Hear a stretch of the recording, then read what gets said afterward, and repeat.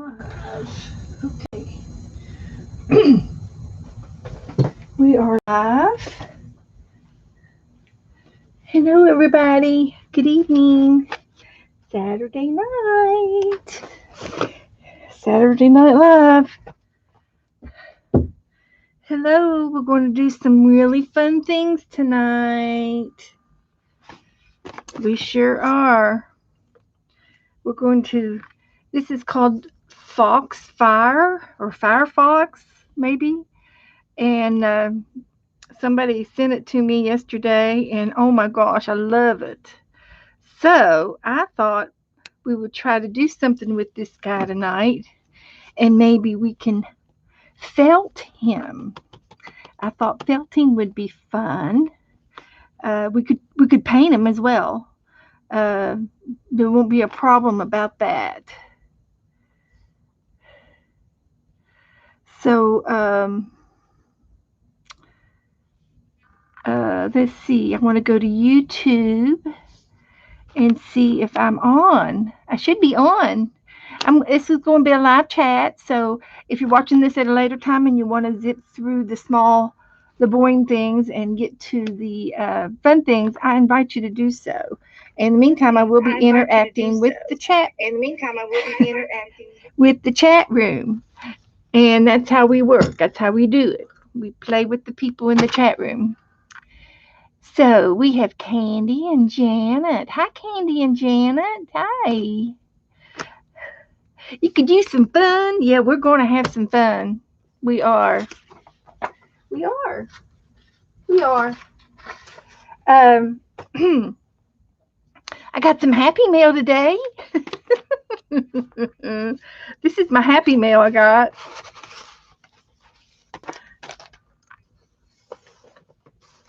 My Happy Mail is the American Girl catalog. And it's a free catalog. You can get it, and all of the dolls in here are a healthy price, but they're well-made dolls, and I wanted them for the figurines. I want to be able to use some of these in my art.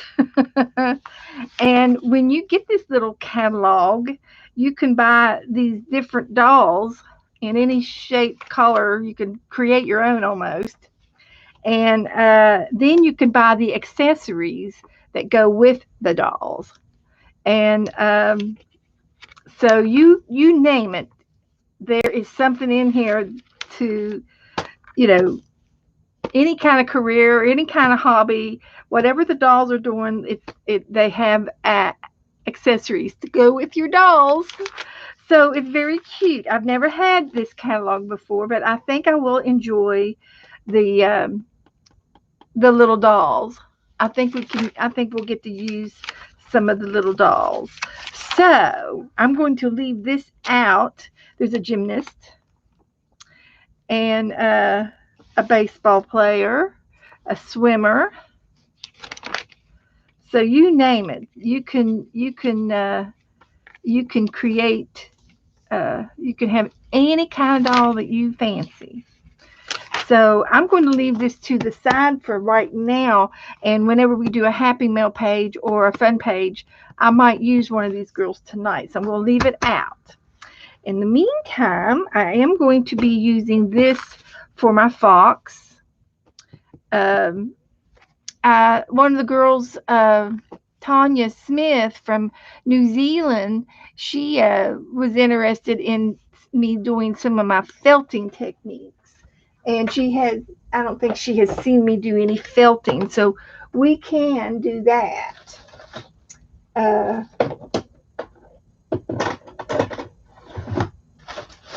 So I do have my felting supplies right here, so we can do that.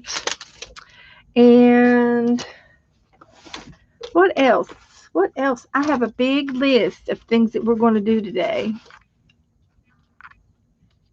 A big list. So, hi, Sana. It's awful late, Sana. Are you going to stay awake? Janet is in bed too. Zana, it's about 1:30 for you in the night. Uh-huh. Hi, Ashley.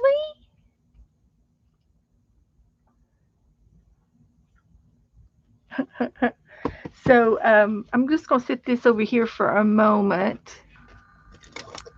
For a moment.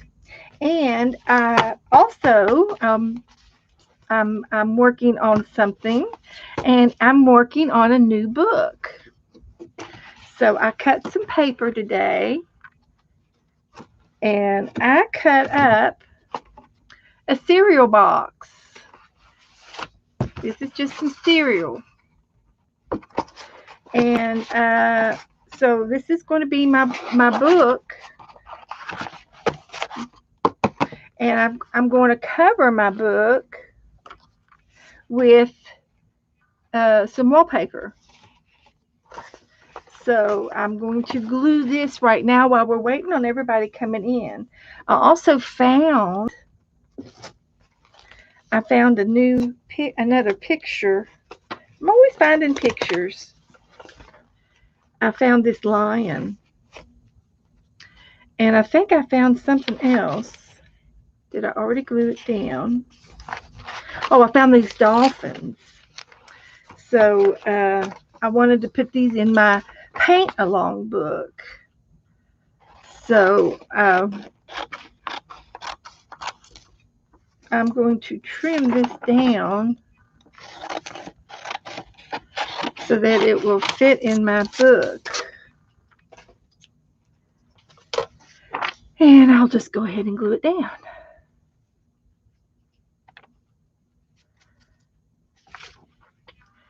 So this will be another page that something we can paint. I'm going to let you all choose what you want to paint. I know we talked about painting these guys, and but I got distracted. Sorry to say, I just got distracted, and there's nothing wrong in being distracted. I know we were going to paint the green jays. They're related to the blue jays. And then I found the dolphins, and I found a lion, and then I found the foxfire, the firefox. So I'm going to sit this over here till we decide what we want to do. And this is what we did Thursday night in our napkin journal. And I've got one more double page left to do on my napkin journal, and then that was the end of the napkin journal. So that's why I'm making the new book. So this is going to be the new book, and it's a cereal box. And I want to show you how I make a book out of a cereal box. So I've got some wallpaper, and this is going to be the front of the book. This will be the back. And I'm going to put this on the front of the book. So I'm just going to get my glue out. And it's right here. And I think I need to adjust my camera just a little bit here to get you all in the frame. I could go from here to here. Or I can go from here to here. Here to here. Am I there? I still need to go over a little bit. Okay, we can do that. I'll just shift sides. I kind of rearranged my desk a little bit this afternoon, so I want to be in the picture. I want it to be in the picture. So here we go. So this is going to be my wool for the fox.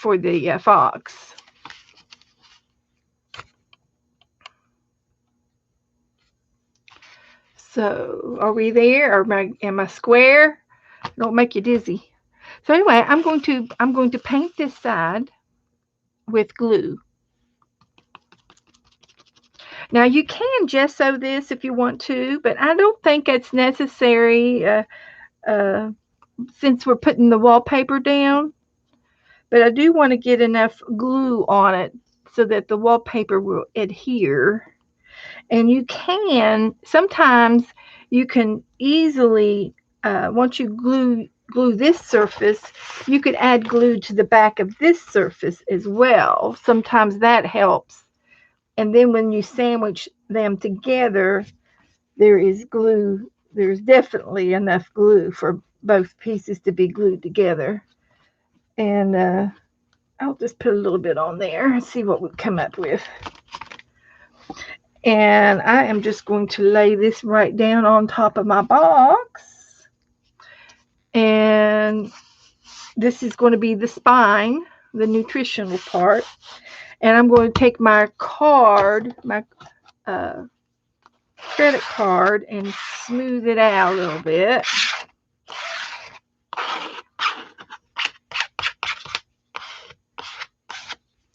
Like that.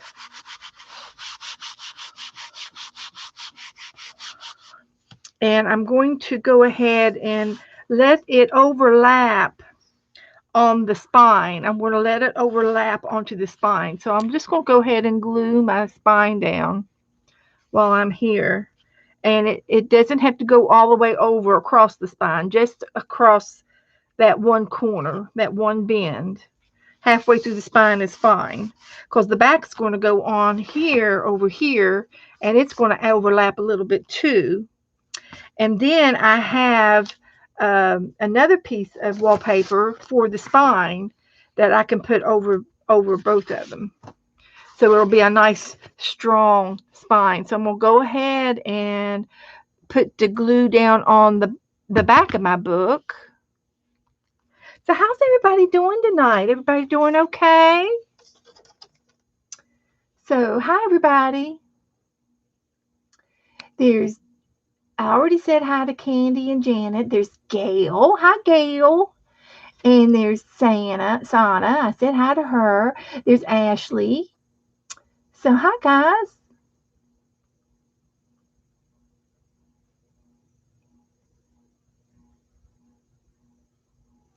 So how are you doing?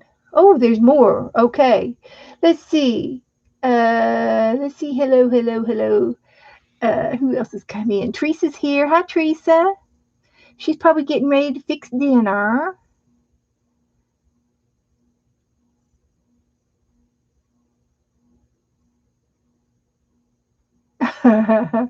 Yeah, you need to find some wallpaper books. You can also use like wrapping paper. Uh, Sometimes you can find some uh, leftover wrapping paper things that you can find cheap. Uh,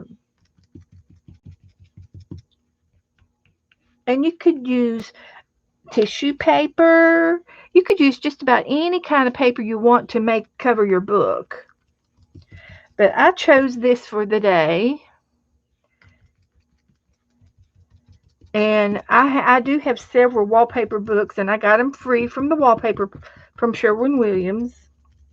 And I'm scared to death that they're going to do away with wallpaper books, and we're not going to be able to get them anymore. So I don't know what we'll do without our wallpaper books. Just don't know. But I'm sure we'll get over it. Okay, so now I've got the front and the back on, and I'm going to glue the spine down. And I'll show you what else I'm going to do with the spine. I'm going to do something else with the spine too. So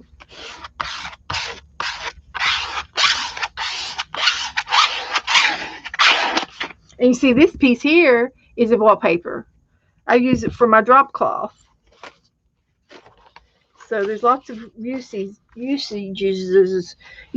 for your wallpapers. I've always used wallpaper down on my table.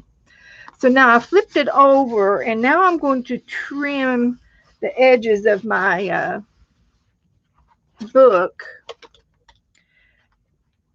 next to the cardboard, and And this is not hard to do. You just trim it even. And you go all the way around it and trim it.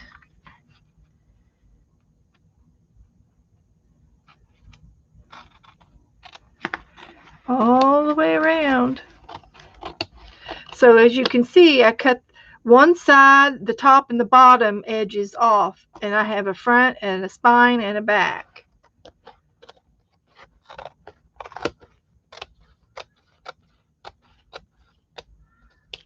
Just like that. And it's probably not completely square. Probably not. But it's doable. It's I like it. So here we go. And even though the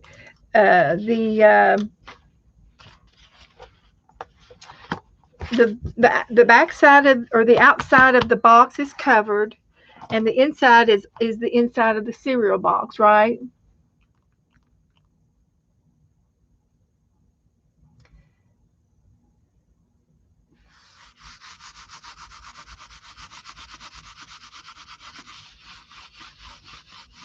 Well, thank you, Cheryl. Thank you, girls, for posting it for me. Posting me. Oh, I missed a phone call. Let's see. Joe just called me. I think my volume is down on my phone. One ringy dingy. Hello. Well, hi, honey. Hey, what are you doing? I'm trying to get hold of Mel, and we. Trying to Are get you there? Yeah, trying to get hold of Janelle. Janelle? Yeah. Well, I was calling Janelle, and she called me back, and we can't get this torque converter off, and I'm Fred's getting coaching us on the way. Oh, he's coaching you. Okay, you're on your way home. Not this morning. Oh, okay. Well, I'm on with the girls. Okay. So Okay. so that's I'll be home in 45 minutes. that's fine, honey. Okay, honey. Okay. Bye Bye-bye. bye. He has been gone all day, girls, all day. So anyway, I'm I'm going to be using this for my new. It's a false alarm. This is going to be my new napkin journal book. So I thought I would take this and put it on the spine, but this is not ugly right here. I might just leave it like that. That doesn't look too too horribly right there. It's centered pretty good.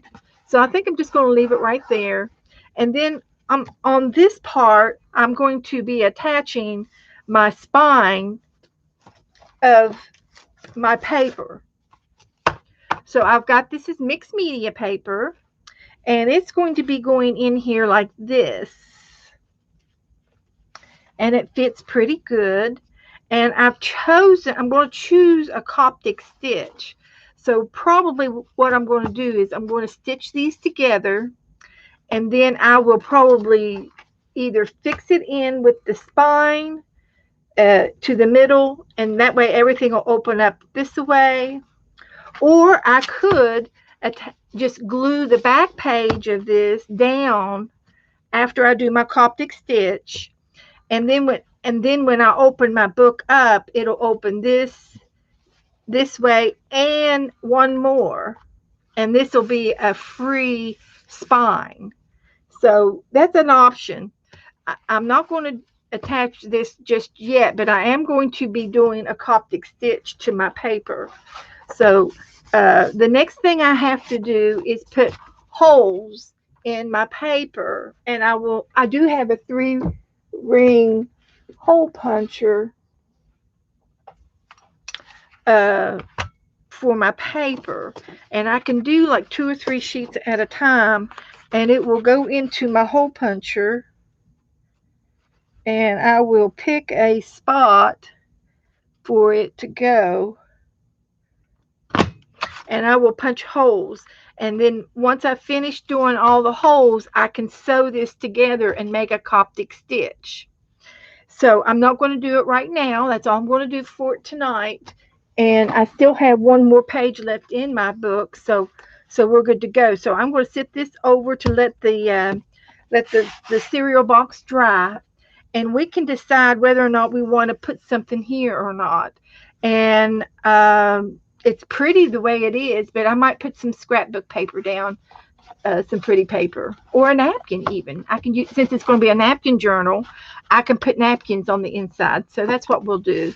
But I'm going to let it dry for now, and that's all I'm going to do tonight on this one. So it's going to be an ongoing project. I'll continue it for Tuesday. So the next thing I need to do um, is I got a cream cheese box, and Janet and Cheryl, I'm not sure. Janet already made her a little box, and it's a little tiny book. So Cheryl, I think Cheryl wanted to do it out of a cream cheese box. So here is my cream cheese box. You can use a Jello box, a Jiffy Mix box, any kind of a box, a candy box. I have made this before out of candy boxes before. So what I'm going to do with this particular thing is I'm going to kind of do the same thing I did with the other, and I'm going to glue some paper on both sides of it, and I'm going to use a scrapbooking paper. So we're going to glue this on the outside of my box, and um, I'm going to fold the edges in. So I'm going to go ahead and glue my box down.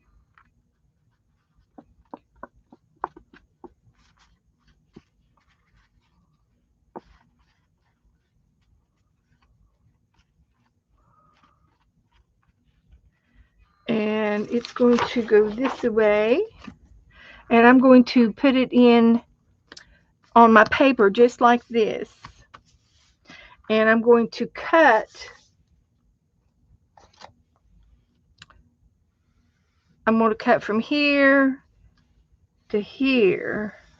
And that way it'll have a little tiny edge around the whole box, right? So I'm going to cut it out. And what I'm going to do is I'm going to fold these edges in, and then when I get done, I'm going to need one more piece of paper from this, so hang on to it. So I'm going to take my corners, and I'm going to draw a line. I'm making a triangle. I'm making a triangle on every corner. And this is how we're going to make it fold and look really neat. So now I'm going to cut the triangles off. And I'm going to show you one more thing to do. And now I'm going to fold in my edges. And these corners are going to fold nice and neat and make a really neat line right there. There's not going to be a lot of bulky paper there.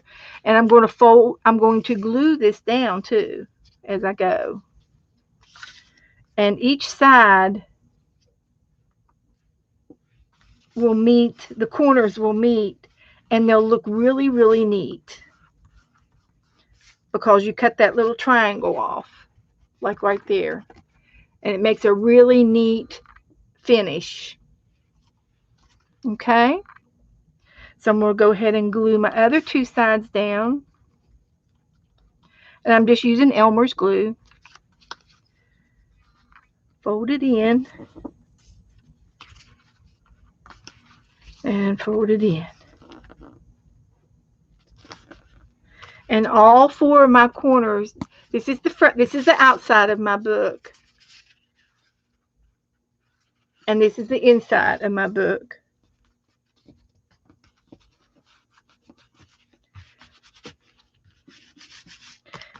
Helping the glue, I'm just rubbing it till the glue gets sticking good enough. And I don't need these little guys anymore. So now I'm going to lay my book down, and I'm going to go to the edge of my paper. Now you see the stripes? See where the stripes are? Okay. If I go to the edge of the paper, my stripes are off. Okay. If I go to the edge, but if I go in just a little bit, I can line those. I want it to be one edge exactly the same, even, and I want this side of the stripe to be right there. Okay. And I'm going to just take my pencil and I'm going to trace two sides of this box. Well, three sides now. I'm tracing three sides of my box with just a pencil. Okay. So when I go to this side and I put, this is going to be your inside piece to cover all this. And when I go to this side, all of my stripes are going to match the stripes on my from the outside, and it's going to be like I wrapped it that way. It's going to be really cute. Now where my line is, I'm going to cut on the inside of the line about an eighth of a quarter of an inch. So I'm not going to cut on the line. I'm going to cut in of the line just a little bit. I'm not going to cut this much, but half of that much. And then I find my other edge, and I'm going to do the same thing and go about an eighth of an inch in. So it's going to look like that, and it's going to match top and bottom. And then this side has a pencil mark right there. So when I lay this piece down, my stripes are going to match.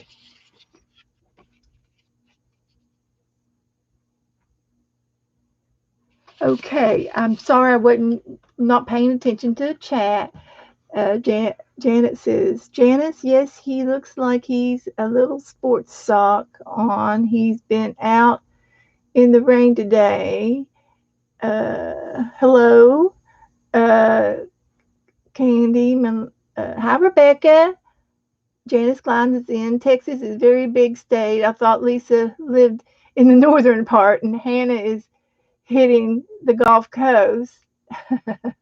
No, I think she's in the middle. She's in, I think Lisa's in the middle of Texas. The coastal part of Texas is getting hit now. Yes, yes. They're getting some tropical storms. Talking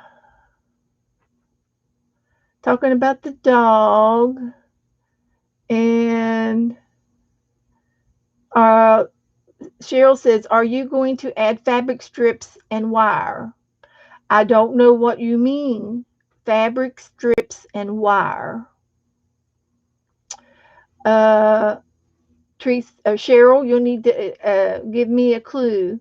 Texas is a big state. Yes, it is. Rebecca's in Central. And and then Tracy says her cousin lives on the coast, and I'm sure she's talking about Texas. Hi, Janice. Hi, Rebecca.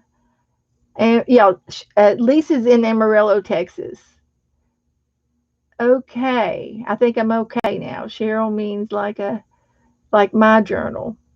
I don't know. I don't have any intentions of putting fabric and wire in it. Nope. Amarillo is safe from the storms. Yes, I think so too.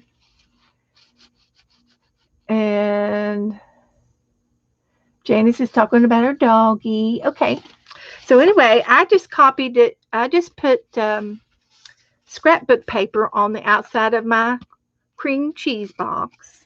And on the inside of my cream cheese box, I cut a piece of paper and I matched the lines of the paper so that it's going to match. It's going to look really nice. It's very uniformed.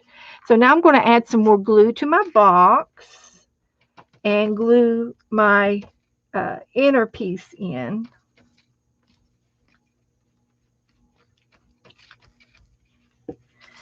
And it's going to line up with the colors of the stripes like that.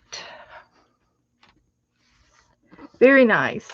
Very, very, very nice. And then I want to take a paper towel and just sort of rub it down and wipe off the excess glue. So the evidence is gone. You have no clue as to what kind of box this is. Only we know what's inside. Only we know.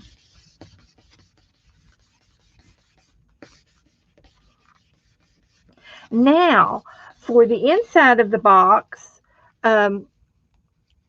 we can think about how we're going to put some paper in it.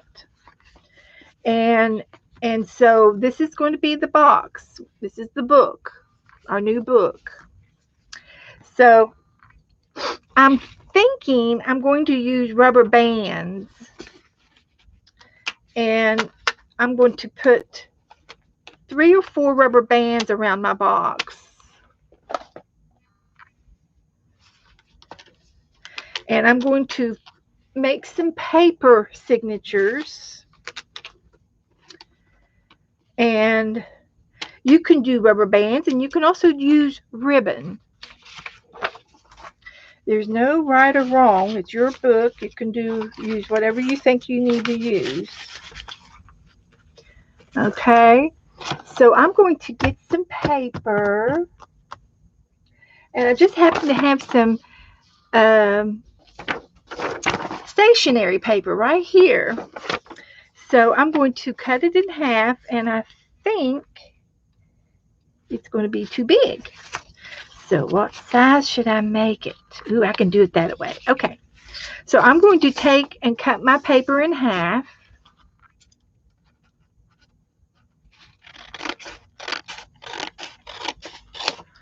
And I have 1, 2, 3, 4. I have 2 sheets of paper that I cut in half.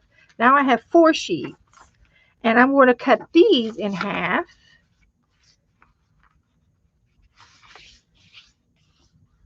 And this was just regular copy paper size paper, okay? And I'm going to trim that edge off. And I should have 16. I think if my mathematics skills didn't do me wrong, I've got 1, 2, 3, 4, 5, 6, 7, 8. I've got 8 pieces of paper out of those 2 sheets, and then I'm going to fold them again, and then these are going to be the pages, but I'm not going to cut again. They're going to go in the book like this, so they will fit in the book, okay? So I'm going to divide this up into 3 signatures because I got 3 rubber bands. So let's divide it up, the paper, and I think I've got 3, 3, and 2. So these are going to go underneath the rubber band in the middle of my little book. There's 1.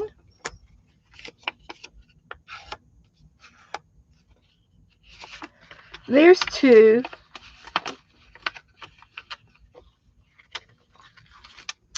And here's 3. Now, these papers are removable.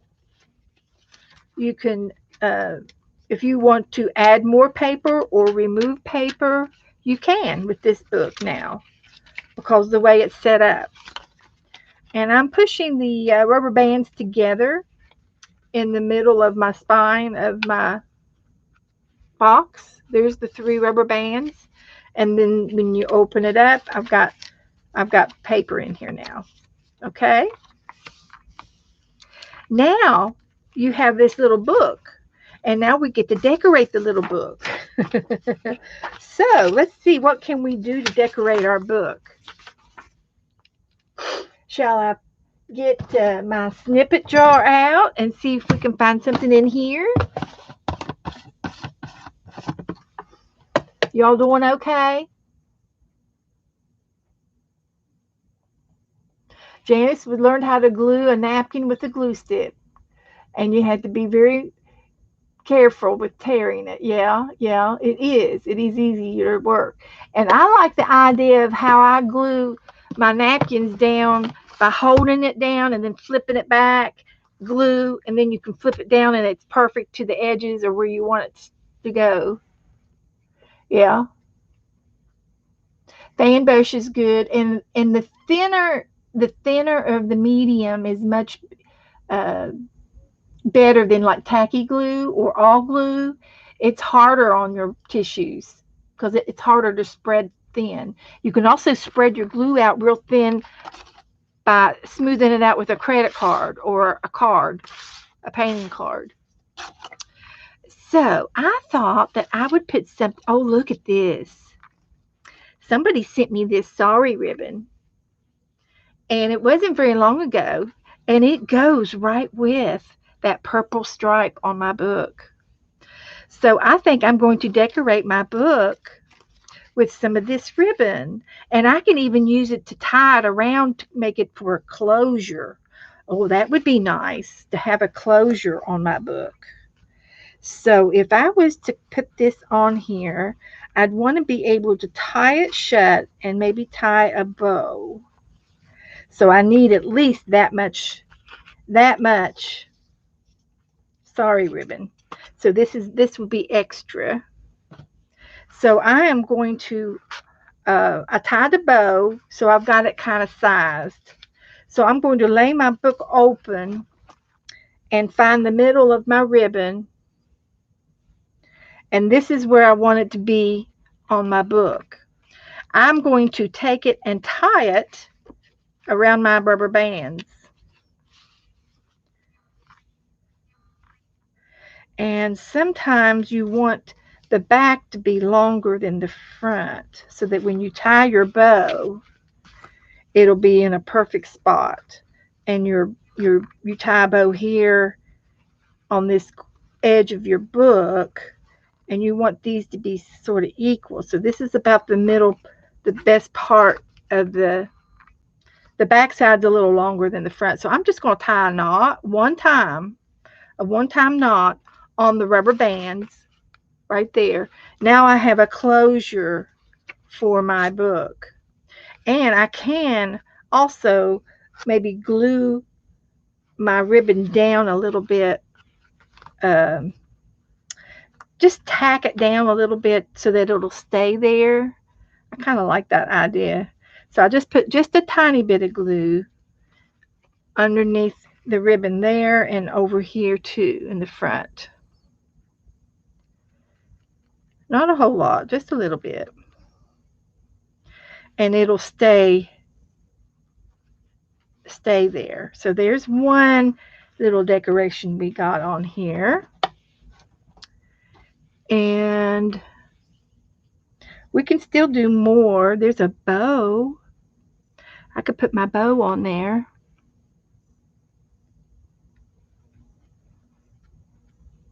That would look cute.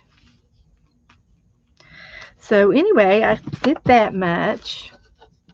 And then when we as we work in our little book, it's going to be kind of a collection of sorts. So you can do things on your papers. You can get your scrap box.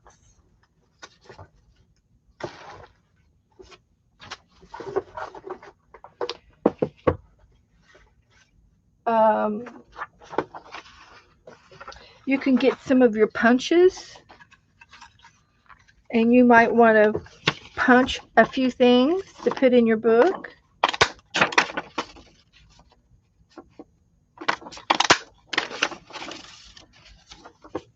And if you have some paper that has a design on it, we can use that in our book. You may want to make a pocket in your book. So that would make a fine pocket. So my pocket's going to be glued down on at least 2 of the sides. Sometimes you can do, I'll put this one in the back. No, this will be right. This is right. So I'm going to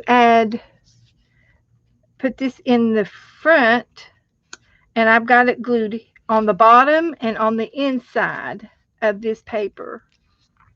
And then things will go into this pocket, like right here as a side. So we want to let that dry real good. And this will be a pocket on the inside of our bookie. And I'm going to do the same thing on the back side. So I'm going to cut a piece of paper, and I'm going to put glue here and here on the side, inside, towards the inside of the book, and on the bottom. So it'll be here and here. And then it will go on the cover right here. So we need to let that dry. And I've got two flowers here to use. So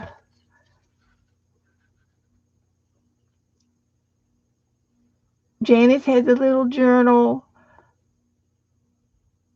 makes 5 of the best spine, and is 2.5 inches. It's fun though, and I keep keeping Dib's info and notes on mail, etc. in it. Well, good, Janice. This would be a cute little journal to put on your bedside table so that you can write things down. I take this other notebook that I have, and I take it into the bedroom, and then when I rewatch a lot of my videos, I watch them over, and when I do, I write down all of the promises that I've kept, that I have made, to put down in here so that I don't forget to do what I promised. If I said, I'll send you something or whatever, well, I'll write it down after the show.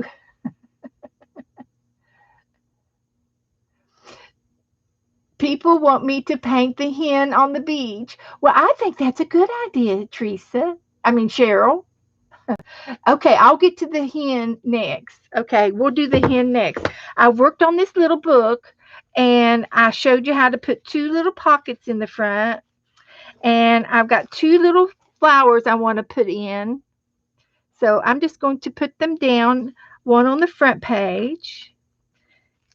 And I'll put this one on the back page.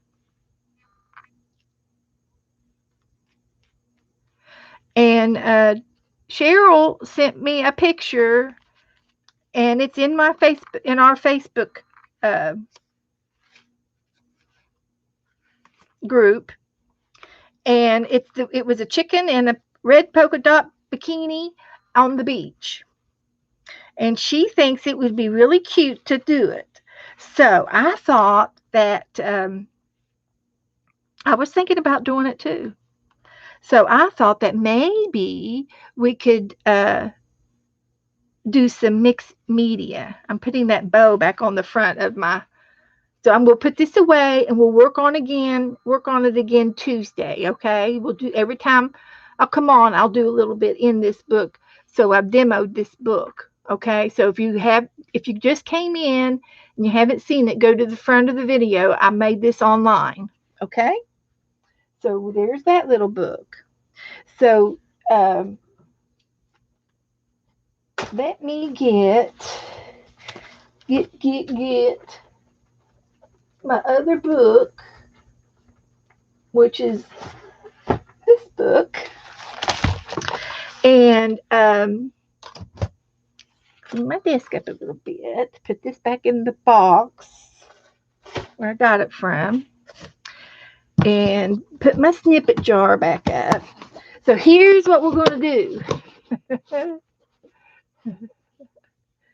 So uh, let me find it. Excuse me, I got the hiccups. I want to do this guy today. Um, I really want to paint him, and I also want to felt him. So I've got my supplies right here. But the first thing I'm going to do is do the chicken. And I got to see if I can find it first. I don't know that I saved it. Let's see. I know it's in our Facebook group.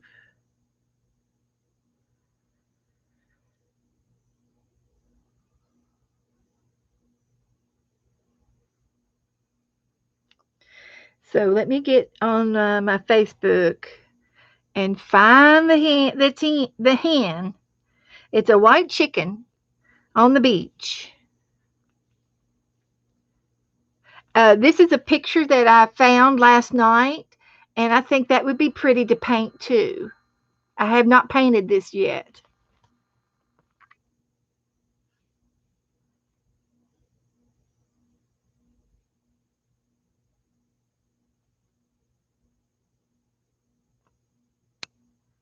I'm looking for the chicken. There it is. Okay. Let me save the photo so that I can always find it. I don't have to go through Facebook to find it. But there's the chicken. This is off of a calendar. So here we go. We're going to make it. I've got a few extra pages in the back of this book. So I'm going to paint it right here. And I'm going to get my palette out, and we're going to use mixed media for this. So we're going to use a little bit of paint. And I'm going to paint the beach scene first. So I need blues. I need some blue.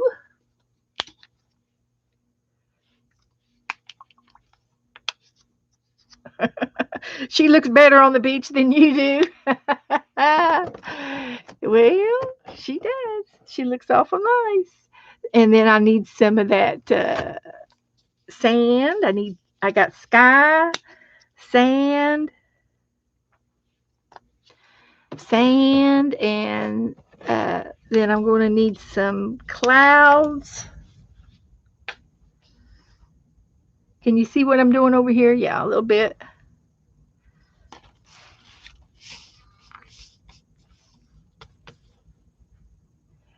And I'm going to get some white, a little bit of white.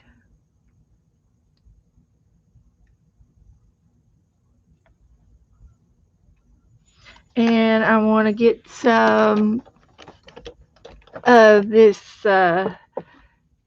turquoisey color.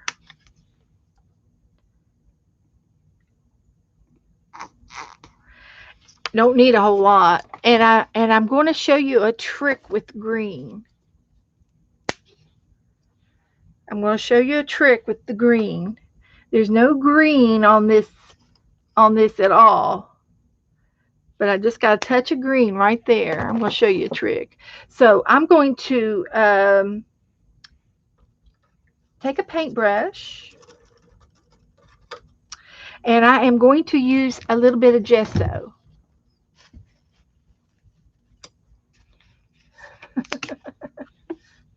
I'm just going to put a little bit of gesso down on my paper, and that's probably quite enough right there. I always put too much. Okay. So we're painting I'm going to paint the beach.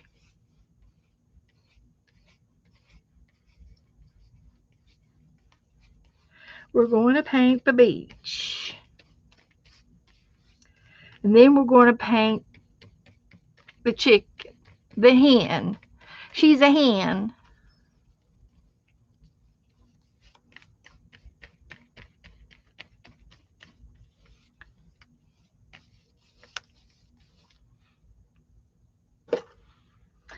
And I'm going to get my page protector out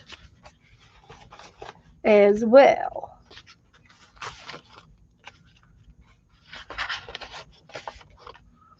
Okay. Uh,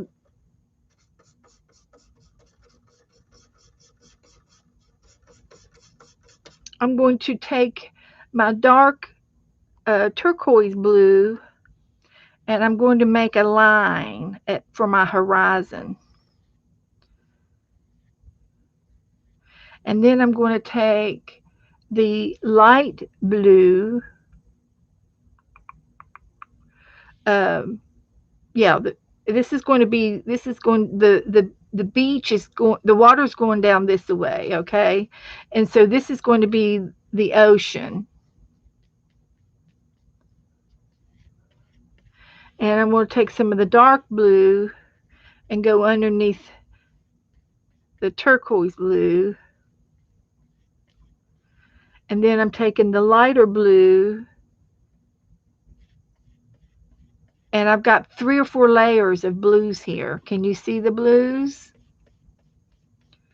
As it gets closer to the shoreline, it gets more shallower.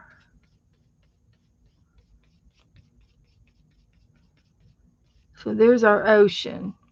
And when you take green, you can go green, and you can just barely touch it on your brush and just do a little zigzag right here.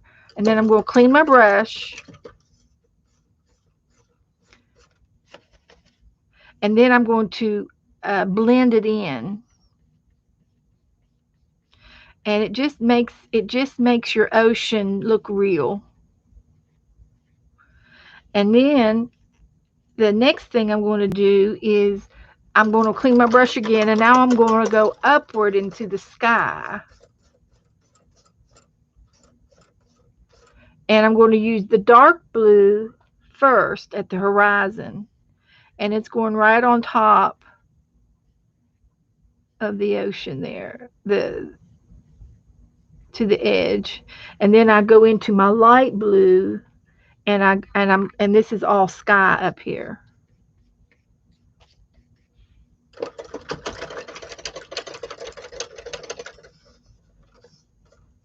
So I'm just going to get a little bit more light blue and blend that all out now.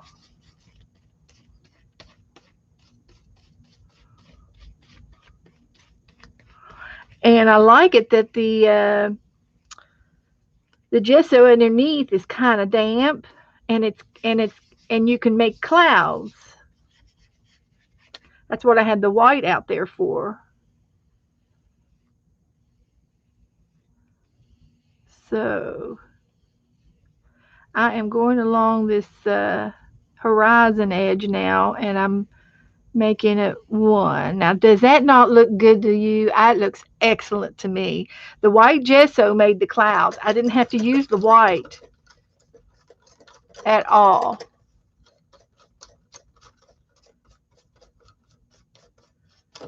But what I can do is get into the white just a little bit, and I can add to my clouds a little bit and make them fluffy clouds.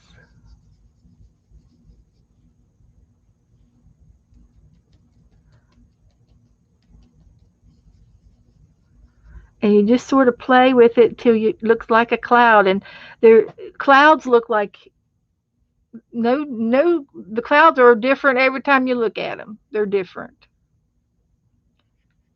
Okay, so it's a nice cloudy day. And there might be some little hidden clouds way back up in there, way out there in the ocean. There might be another little cloud line of clouds going off in the horizon back there. You make it up as you go. You make this up as you go. After you paint a few skies, paint a few oceans, you will pick up everything that I just kind of like showed you. Um, it you just pick it up little by little every time. Now the shoreline, this is the beach over here, so it's a long route over here. So I'm going to make the sand, and I'm going to do the same kind of blending techniques. Um, I'm going to take some of the brown and some of the white, and I'm going to make sand now. And I like doing it this way instead of just brushing it on. I'm pouncing it on. And then up here on the land, right back up in here, there's some grassy sea oats dunes, sand dunes back over here. So that's what that little spot's going to be. And I am making sand right now, and I'm just using the territorial beige and the white mixed together. You can make your own shades, and I'm making the browns. I just made this brown, and it looks like a sand, like sandy color. Now the sand down here where I live is more white than brown. But hang on, I'm not done. So I just want to get my sand down here going.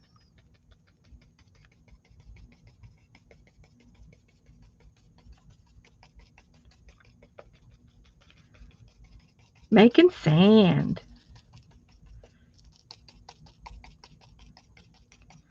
And I'm just playing.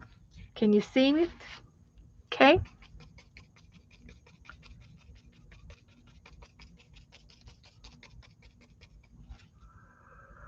Good deal. Now I'm going to take some of the white, and I'm going to go over top of the brown a little bit. And I'm not going to leave that big white blob. I'm going to pounce it in and blend it in a little bit. And it makes your sand look a little lighter, doesn't it? It sure does. So I'm going to do it again. Make some more lighter color sand.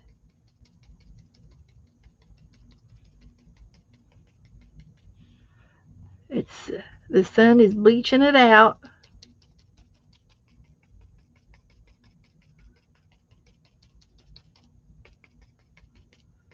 Just pouncing with my brush. I'm not stroking it. I'm just pouncing it. You can use a pouncing brush, or you can use the brush you got. There's no big, I don't care. Use what you got. Use what you got. Okay, so that to me looks more like sand than before. Now, here's another trick. I'm going to take some scrap paper,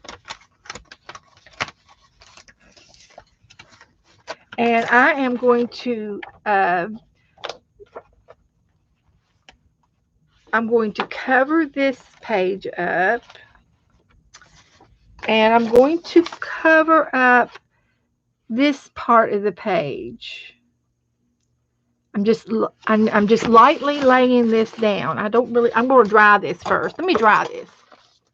I'm going to cover this up with a napkin, paper towel, piece of scrap paper.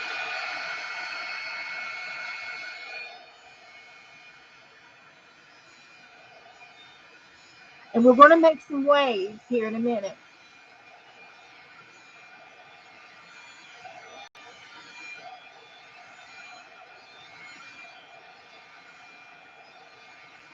Hi, Melissa. We're going to paint the chicken, and then I'm going to go into the glue book for you. I got some ideas for your glue book. And I got my American Girl book today.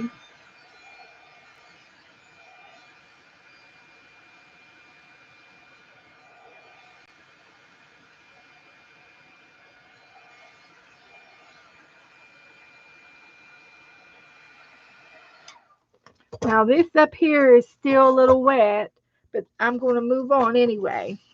I'm going to lay this down, and I'm covering my phone up too. It's important that you cover your phone up or move your phone away. because I'm going to take my wet brush and I'm going to take a little bit of this brown and I'm going to make it real soupy. It's the full strength territorial beige. It's brown. And I'm watered it down real soupy, like right here. Okay. And here's what we're going to do. I got everything covered up. I'm going to take and tap it onto my finger, the wet brush, and it's going to leave spots.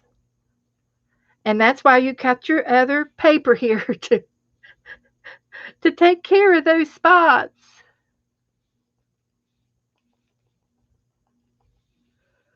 That's all I did. And then when you take this away, you've got a sandy beach. Do you not? Does that not look like a sandy beach to you? It looks like a sandy beach to me.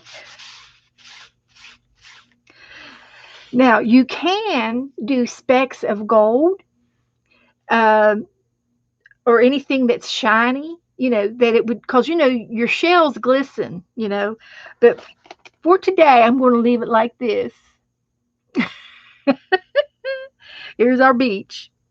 And the next thing I'm going to do, I did our clouds, I did the beach, and we'll do a little bit of white now.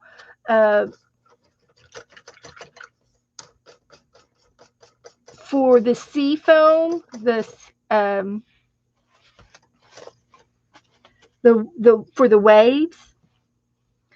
Now you can also take a little bit of this this brown, watery brown, and just barely go around the edges of your water, and it makes it look like it's wet,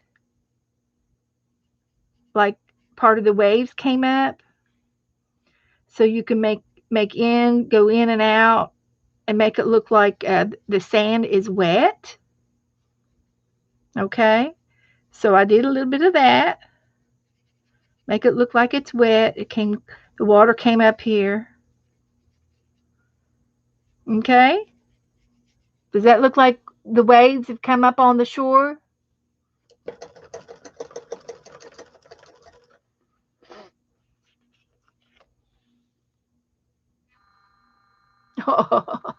So I'm making the beach right now. We're going to do the chicken here in just a second.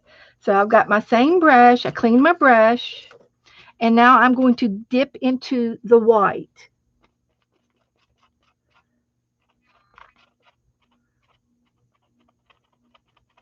Okay, here's my white. I tapped it off a little bit. Now I'm just going to go on the edges of the water with this. It's not going to make a lot, but it will make some. And we are making the sea foam.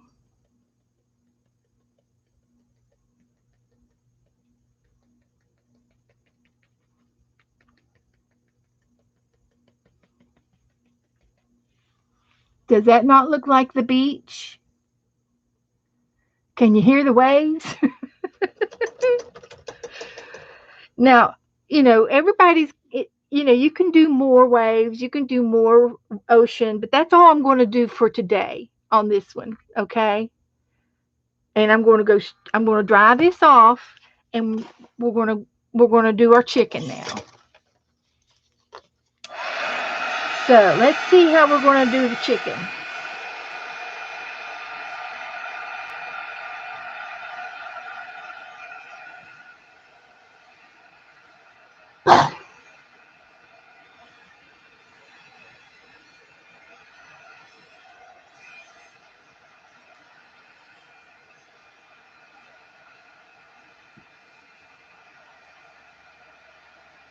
No, the sea is very warm right now, Janet. It's probably about 70 degrees.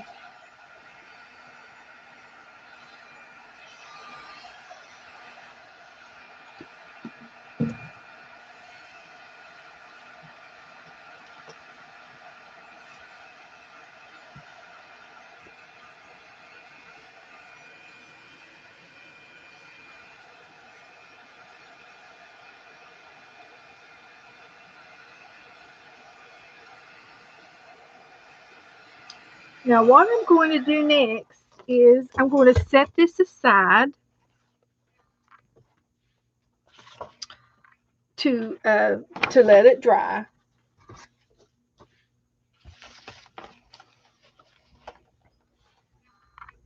It's in a safe spot. Then, next thing I'm going to do is I am going to get out my wallpaper book and I'm going to go back. There's a creamy white right here. And I think this piece will be perfect for what we want to do. So I'm just going to take this piece of wallpaper, being very careful with my X-Acto knife.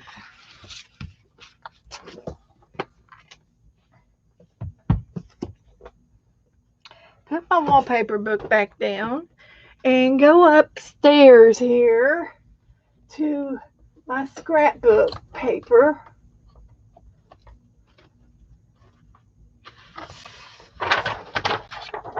And get a piece of paper.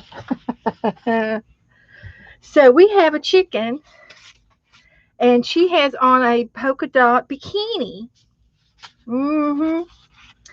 So what I'm going to do is I'm going to get a scrap piece of paper and I am going to sketch out my bird. So the bird is she's got a head, and then she's got her little rump, and then she goes down a little bit, and then she goes back up to the front and back up to her head again. And that's what she looks like to me. And of course she's got two legs, and we're not going to worry about that right now, but this is the piece I want. And then she's got a wing, and her wing is really just like it reminds me of a leaf shape.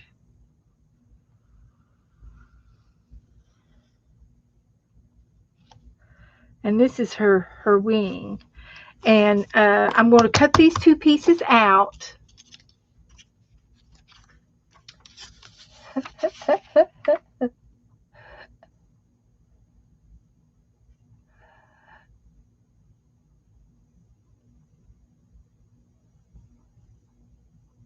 You all are at the beach. Okay, so I'm not really paying attention to chat because I'm creating.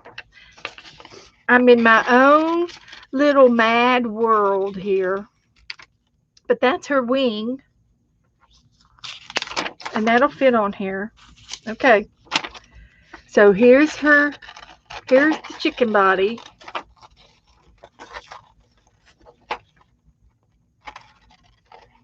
And I probably could have just laid this on top of the wallpaper and cut it at the same time, but I didn't. But I'm going to cut it out of this wallpaper right here. So I'm cutting it out again.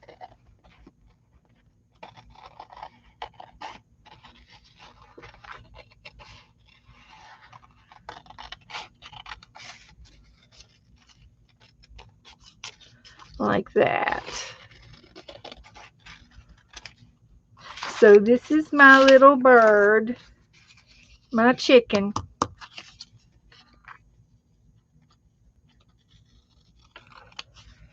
There she is, and there's going to be her wing. So I got to cut a wing out.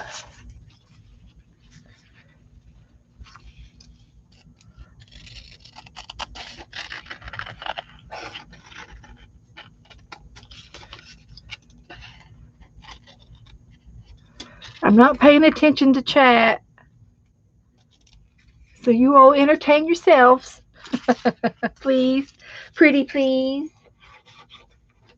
Save this for later. Put that in my scrap box. There's my chicken. Don't think I need it just now.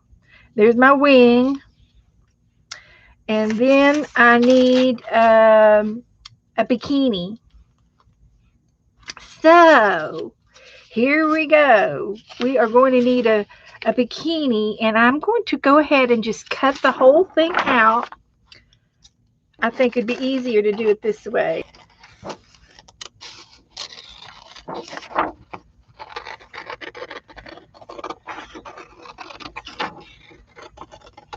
So for a bikini, we just need her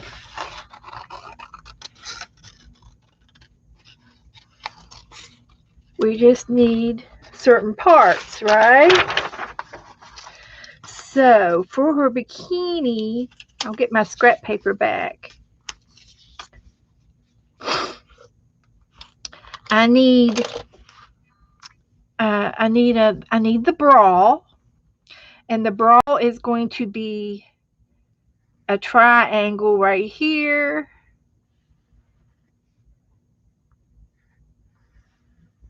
and then part of a triangle right there. So that needs to be in the red. And then the bottom, her bottom, she's going to have a leg hole like right here. And then she's going to have her waistline, which is going to be exaggerated like right here. So this is going to be red, and then this is going to be red. I'm going to make this one piece, and then I'll get a piece of thread to make her bow around the neck, to her tie. So this is going to be made out of this. This is her bathing suit. So I'm going to make her cut her waist and then cut her leg out. So this is the chicken, this is the wallpaper, and this is her bikini bottom.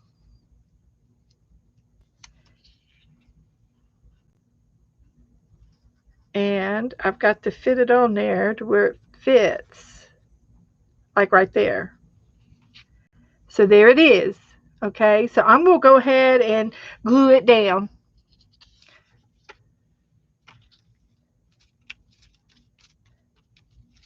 Gluing her bikini on.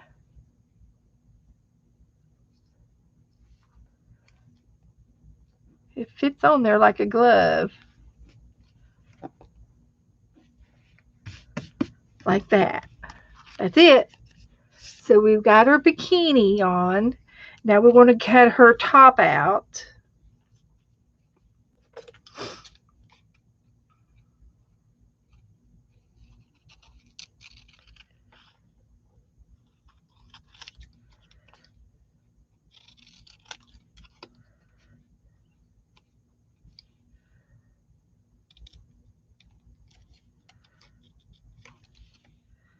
So here's her bikini top. Right there. So I'm going to glue it down before I lose it. I cannot believe I'm doing this. I'm making it up as I go. There's her bikini top. Let me get me a paper towel and wipe off the excess glue.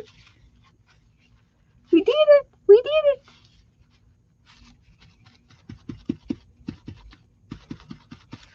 So here she is. Now we got to do her head and her legs, and we will. But this is it.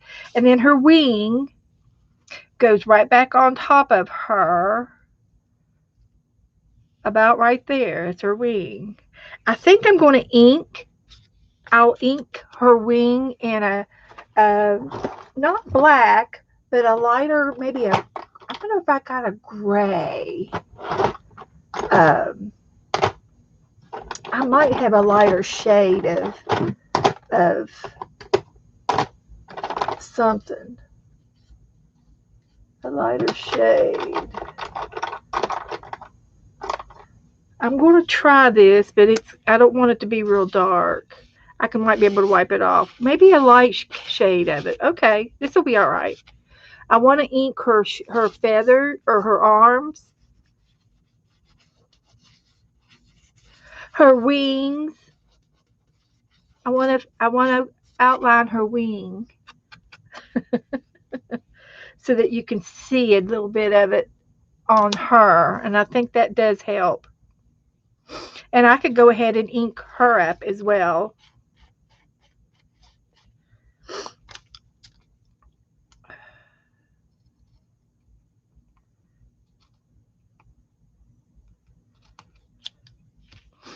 I'll ink her up a little bit.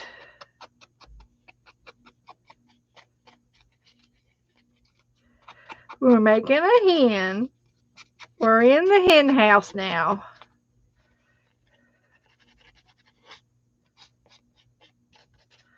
Okay, we're making the hen. There she is. Now for her legs and her head and her um, I might have to find, I know I had some uh, I need some sunglasses. I need some sunglasses. So there's a pair. There's a pair.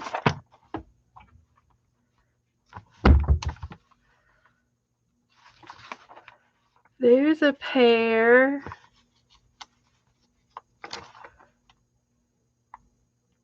You know what? I think I can probably, let me look at just a little more. I might be able to just make them out of black paper. I think I could do that. And I think I have some black paper somewhere. Where did I see my black paper? I have another box of scraps right here.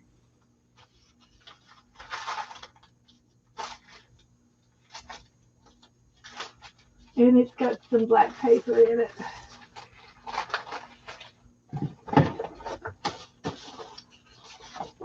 Like this. So here's what we're going to do.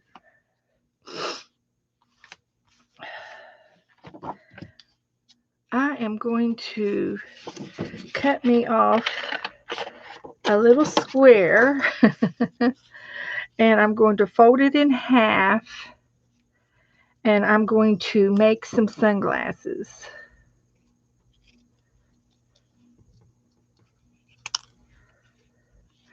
And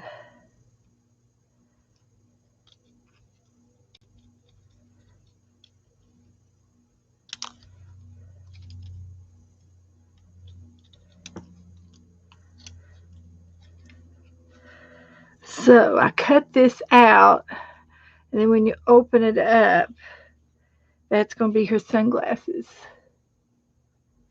I think it looks all right. I'm happy with it. Now I got to make her head. Now her head,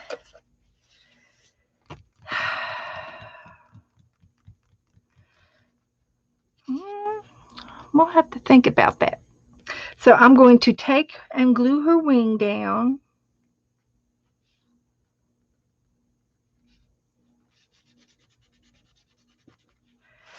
And pat her dry. And move these out of the way. And then I want to get some orange. I got some orange here.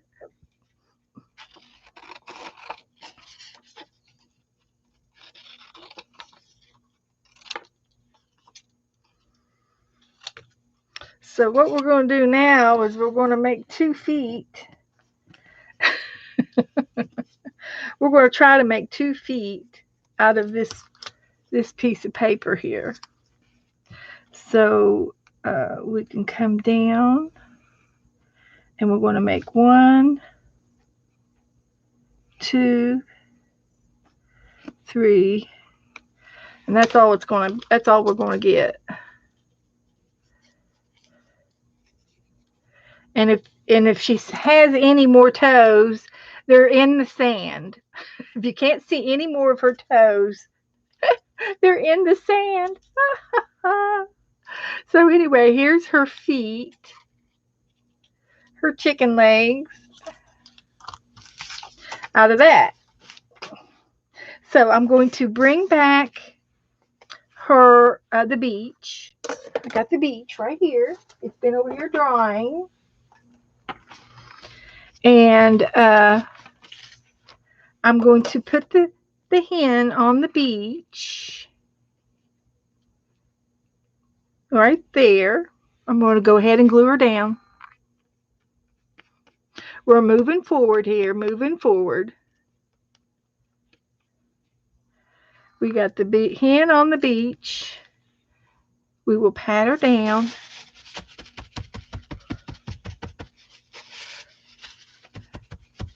Get her a little. Oh, I've got to paint some trees over here.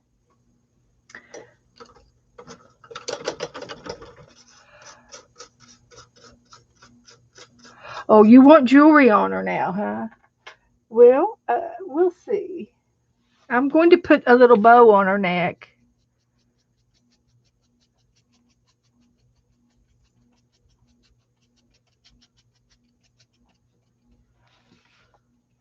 And I'm going to put a hint of some green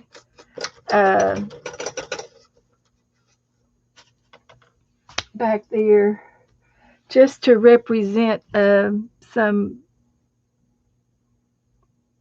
distant beach. There's a little bit of something back there.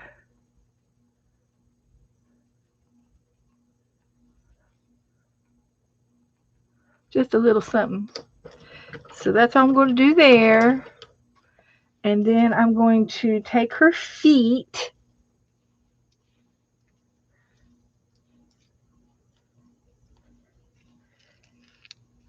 This one goes over here.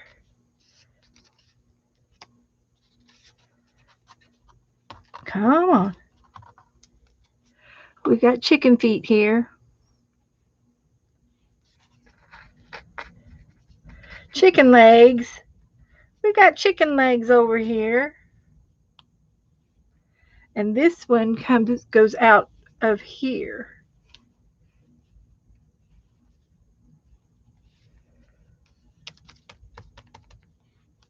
And pat it down.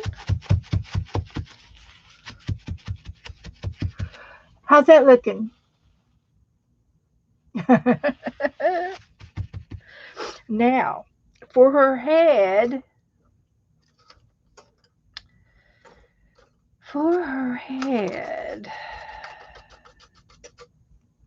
she has a mohawk and a beak. So,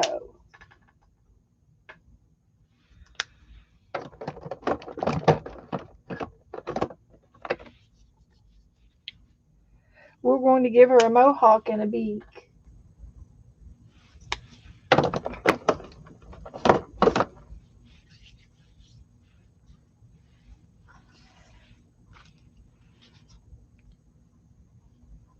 I could put a hat on her. She don't have a hat on.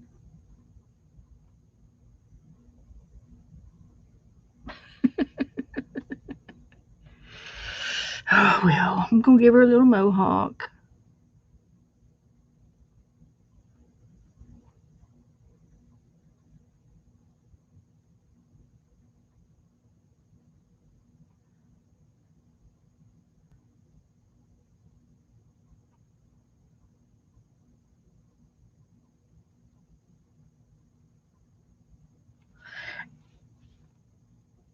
I used the wrong color. I meant to use the red, but that's okay. I'm just fixed it. I can fix it.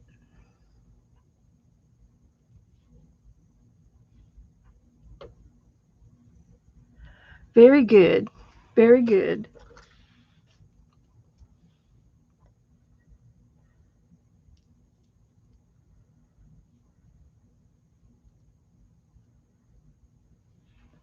Okay.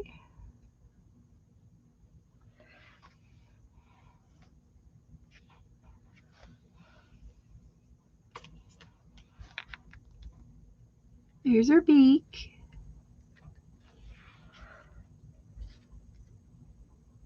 There's her shades.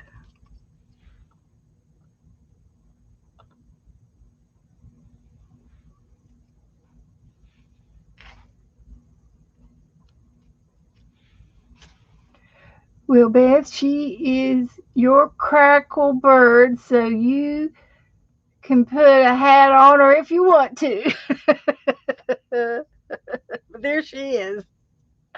And let's see. Let's see. But wait, there's more. There's more. There's more. If I could get this thing working.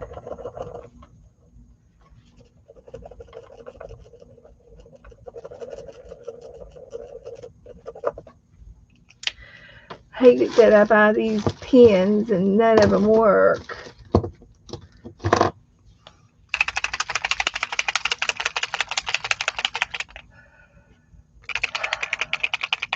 Hi, everybody in the room.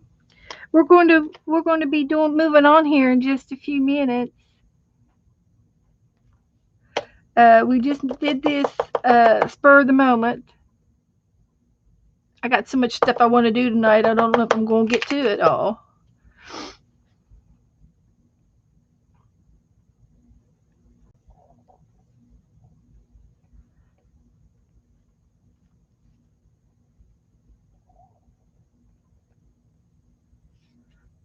I just wanted to put some decorations on her glasses. Make them look like they're designer.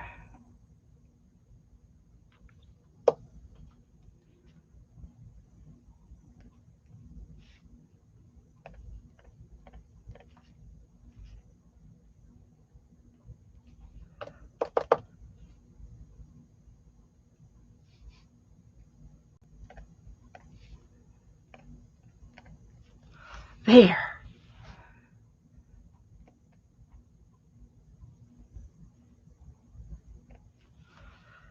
They look like designer glasses now, don't they? Okay. There she is, Miss July.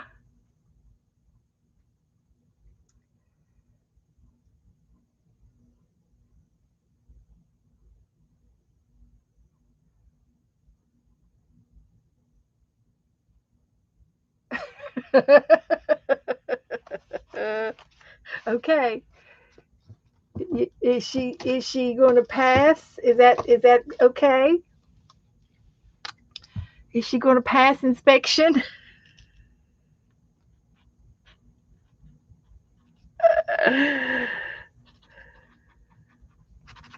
So you all can thank Cheryl for bringing us this picture. Thank you, Cheryl. Thank you, honey. I think she's done. I don't think I'm going to do anything else to her. Woohoo! Now, the next thing I'm going to put this over here to dry. I'll bring her back in a little bit. We had so much fun with that. Maybe a bird in the sky.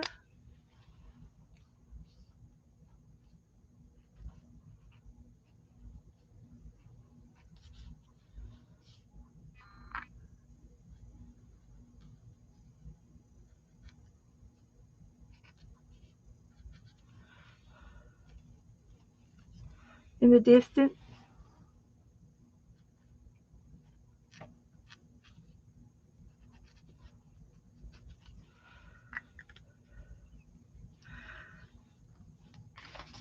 Okay.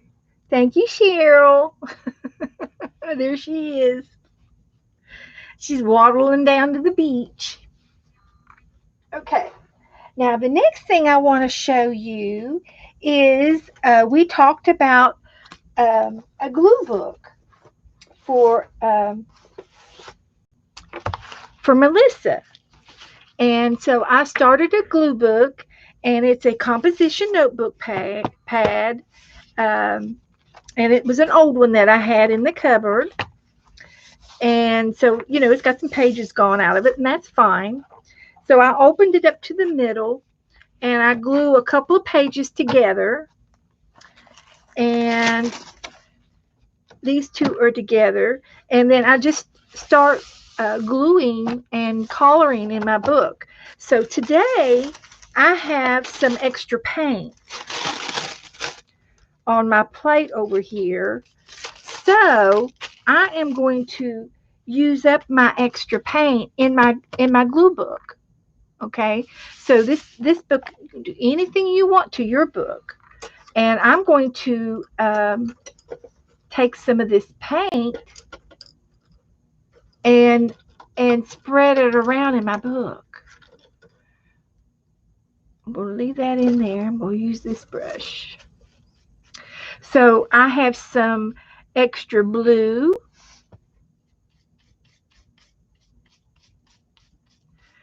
And you can make something or just paint the page. This is 2 pages together that I glued together last time. There's 2 pages together. And I'm using up this extra paint, getting into the ditch a little bit. No rhyme or reason of what I'm doing. If this paint doesn't spread out very good, there is a little bit more paint. And I've got a piece of wax paper there.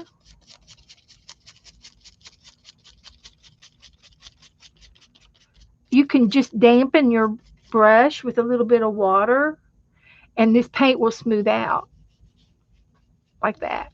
Just a little bit of water. So I got some more blue on this page.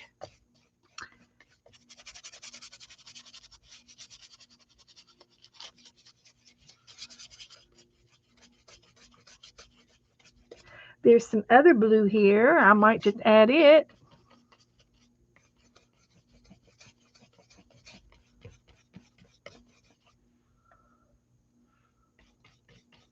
How's everybody doing tonight? Everybody doing okay?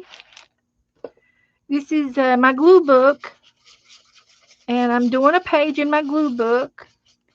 And if I do one page every time I come on, I'll have a completed, I'll have a good, I'll have some good stuff going on in here.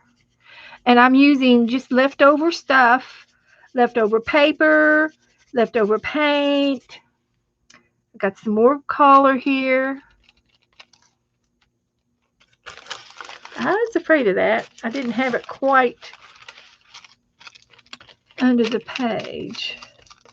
So I'm just putting my leftover paint down.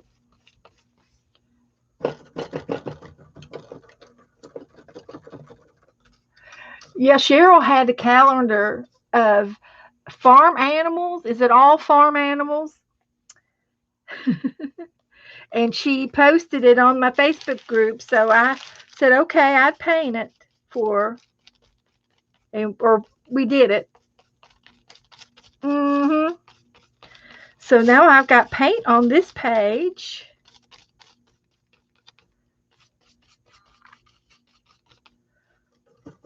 And then I have a little piece of scrapbook paper over here left over.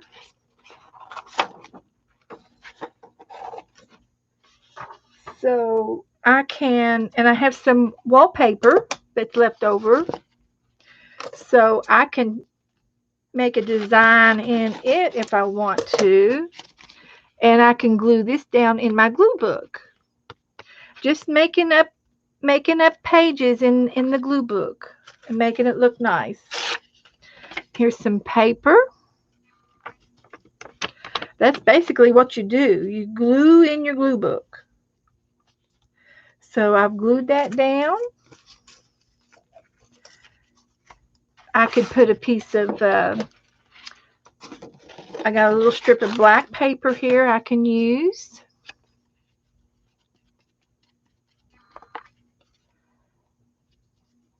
Oh, look, I can make a boat. This could be a sailboat.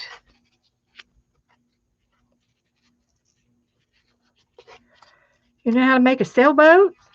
Look, I just made a sailboat. Take this red and curve it. And I just made a sailboat on my ocean background. Now you see how I did that? You can do it too. If you have a glue book, you can make objects and make things up just like that. Lickety split. Leftover paint, leftover paper. That is, in a nutshell, what you do with your glue book. You just play in it and make things up as you go. Boom. So there that is. We're done with that. So if I do a little page every time we come on, we'll have several pages. This is what I did the other day. I just glued down some things. So you see, this is the glue book. You just keep working in your glue book. Okay, I'm going to sit this over here to dry. And what are we going to do next? Are we going to do the fox? Shall we do the fox? I've been wanting to do the fox all night. I found another picture. Somebody, I don't know who gave it to me. Somebody gave me the fox.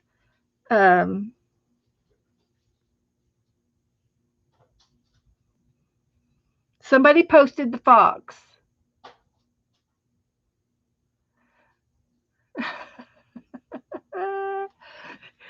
And this is the fox. Hi, Joe. You've been gone all day long. You were supposed to be home at noon. I know. I was worried. Sorry. Look at my hand. Oh my gosh, is it burned? No, can you see the stripe? Yes. Is it concrete? No, it's where I put my hand on the thing. I got ready to leave, and my truck wouldn't start, so he had to jump me. And I was standing there, and we took the cables off, and he shut the lid on the. I went, open it, damn car. You shut the hood on your arm? And it pinched it. It pinched He it. says, "You're kidding me," and I said, "No, open the hood." He says, he kept saying, "Oh, you're just joking." I said, "Open it." And then I said, "Please open it." He got his arm pinched in the hood of his truck, and he was over at a garage with a friend. Now, this is the fox we're going to make. Wow. Look at that red. This is a fire fox, or Wow. foxfire. It's a new type of fox up in Canada. Wow. So I thought that it would be really, really cute if I felted it, since I haven't felted anything for a while. Wow. So I got my felting supplies out, and somebody was saying, I think it was Tanya Smith from New Zealand. I haven't seen her this evening, and she was wanting to know how to felt. And this is how you felt. I've done this. I did a whole unit of felting in January. So any of my videos that you watch back in January of 2020, I did felting lessons. And so without having to do too much talking about it, I am going to felt this fox onto this green piece of felt. This is just the kind of green felt you buy from Walmart for 33 cents a sheet, you know. And I'm going to felt on top of it. So I need black, and I need foxfire. Wow.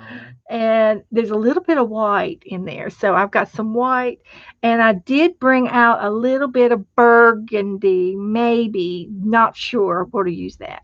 So I'm going to go ahead and use my black first, and I'm going to make a fox. So I'm going to start with Foxy's little paw, and I'm going to use a felting needle, and it's a barbed needle that's very sharp with edges on it that it actually pushes the wool into the felt on the table. And I have a felting block so it protects my needle. When I push in, it's like foam rubber, and it protects my needle as I felt. And I'm pushing this black with each needle punch. The felt goes to the back of this green felt, and you can see how I've poked it through. This is how it pokes through the other side. Hi, Joe.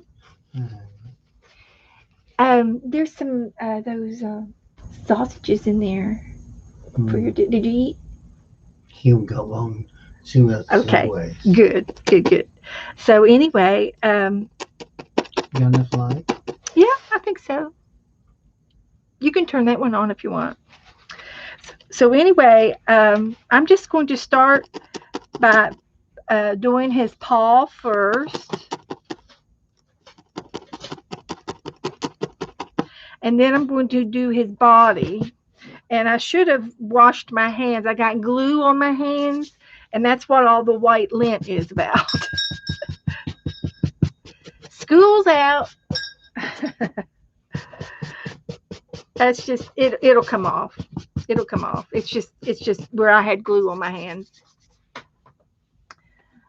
Yep, there's a pad under the green sheet that's a couple inches thick, so that my needle doesn't hit the table and break my needle. And that's the only reason why it's there. Oh, let me take the dogs out. Yeah, they've been fed. So anyway, the next thing I'm gonna do is the outline of his face, and I'm going to continue with the black, and his face is like right at the top of his shoulder there. So I'm going to take a little more black, and I'm going to start to make his face, and this is going to be his nose, starting with his nose. And you can see it's like a cone shape there, and then it feathers out up here to make the head. There's orange. It's black up into his eyes, and then it's mixed with white around his dark eyes, and then his ears are got orangey red on his ears. Good night, Janet.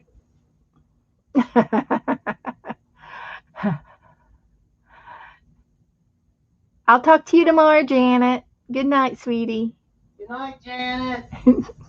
Joe said good night. Okay. So now I'm forming the nose, the point of his nose, and it's right up above his shoulder. So I'm not connecting it to the shoulder. I'm just putting it right above his shoulder. It's right there, right there. So this is going to be his nose, and then he's got a pointy nose, and then it goes wide, like a mask. And then these up here, these little tails, I'm going to leave those.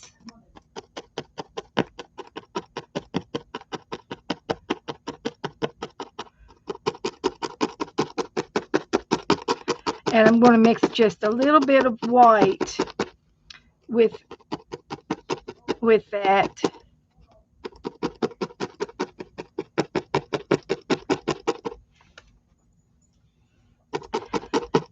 This is his paw. This is his head. And I will mix just a little bit of white with these tails right there to make that blend. And you can take just a tad of white and a tad of black, and I can hand blend those two together to make it a salty, a black, white, salty, gray, salt and pepper look. This is called finger carding. When you card the wools, mix two colors together, and I'm doing it by hand.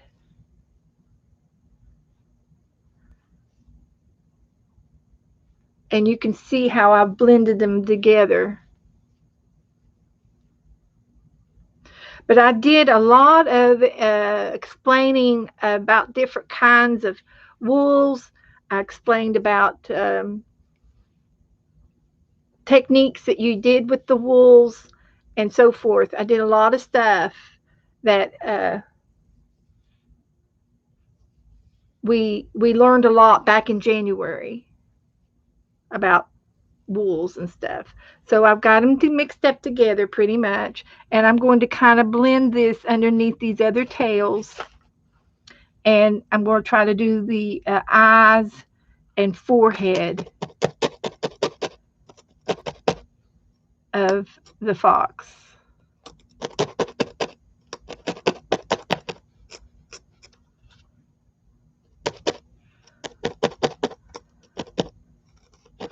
And the good thing with felting is you're sculpturing, the animal right here on the table, and you're just creating magic right here with the needle.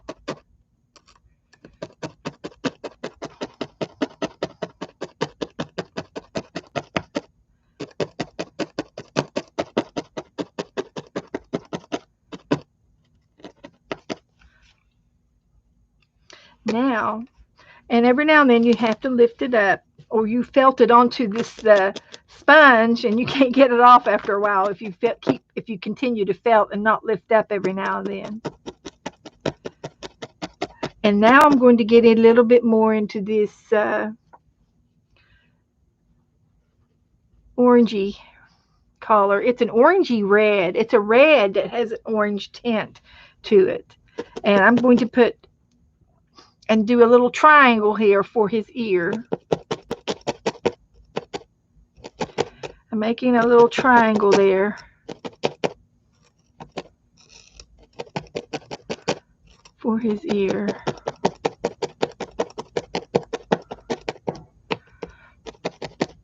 And he's got a little bit more black in the middle of his forehead to the back of his head.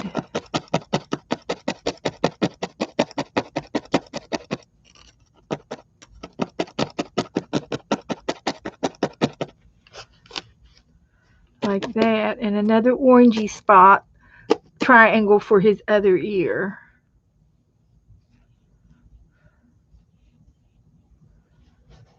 And you just sculpture it on to the board, and you pick a shape, like I chose a triangle.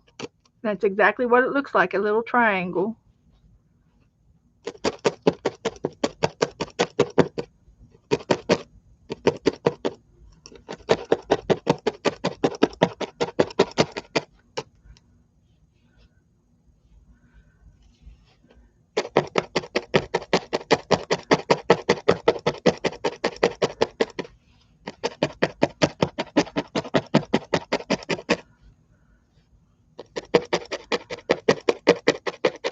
We're making a fox. We're making a fox.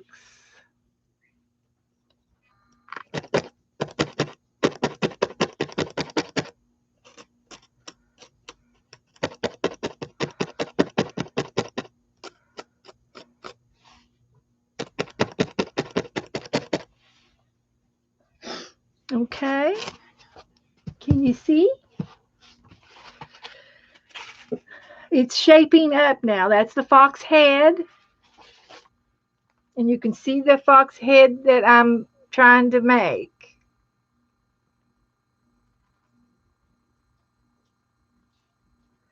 What you got? Cheese? No, dough biscuit. Dough biscuits? He's giving the girls treats. Okay, so I'm going to continue on with the rest of the fox's body. And behind the leg and behind the face is under his neck. So I've got to try to figure out how I'm going to imagine that line. And I might just leave some of the green showing. And with this hobby, you have to watch where your hands are at all time. You cannot leave your fingers there, or you will poke them. And once you poke your fingers a couple of times, you learn real fast that you don't want to poke your fingers. So now I'm going to work on his body.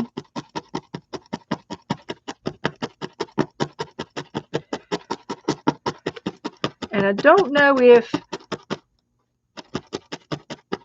I can, but I'm going to try to figure out how I can make his face look like it's on top of his body and not dismembered. But I got some orangey red hair for his middle part, and then he's got a hip that's another salt and pepper shape collar. So I'm going to take some more black and some more of this white and mix it together.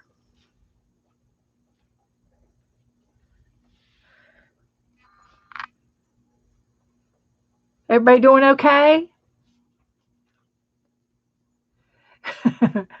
Well, you pay attention, and if you have any questions, I'll be glad to help you out.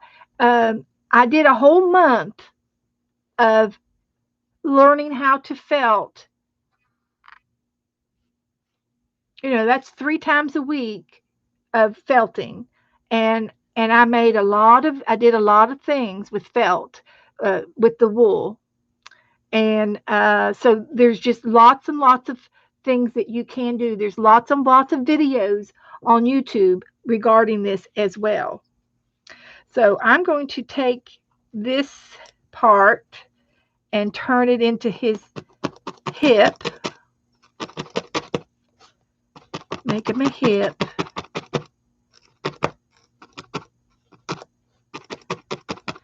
And I need some more of the orange.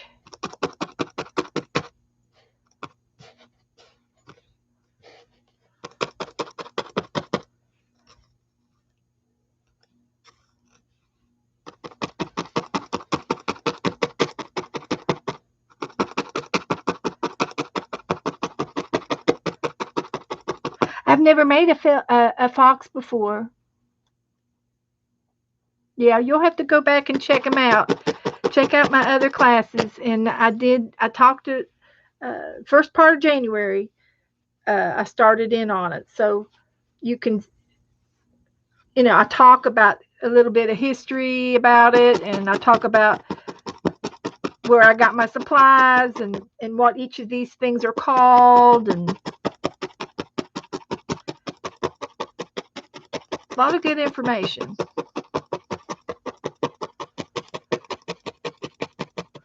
And I don't remember. It might have been Janice that sent me this, but I don't remember. It might have been Jan. Um, but anyway, this fox is up north in Canada, and they found this species not too long ago, and it has to be.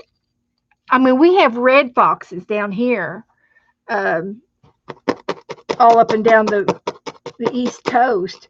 There's red foxes around here, and back up in Kentucky and West Virginia, there were foxes, and they're beautiful. And they're an orangey brown type fox. They call it a red fox. And they found this fox, and it has to be, just the genes of a black fox and an orange, red fox mixed. It has to be genes. And there was an article on it, but that's all I can remember right now. So anyway, I've got, and there's something about punching in. It's a crunchy feeling when you felt, and it's satisfying. It's a satisfying hobby, but it is dangerous, and it's not for children because of the sharp needle. And I had explicit rules with your needles. If you ever break a needle, you have to find both halves, is one of my rules, so that you don't accidentally step on it or something, because it will hurt. It'll hurt. So there's a lot of rules to go with my. Now I can tell right now my proportion is not equal to my arm, so I need to come down here so that this arm doesn't look too big. So I need to make it a little bit bigger, because when you felt, it condenses the wool. So we're going to make a little bit more belly here.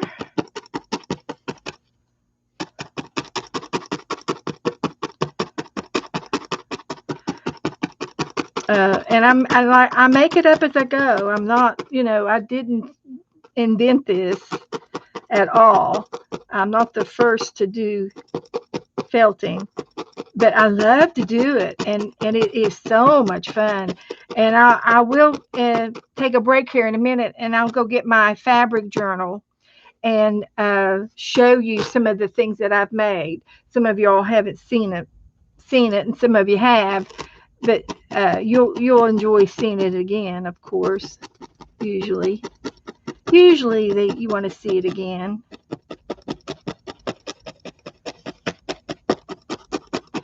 And several of the girls that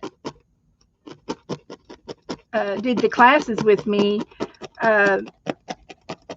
they took off with it, soared with it, and blossomed.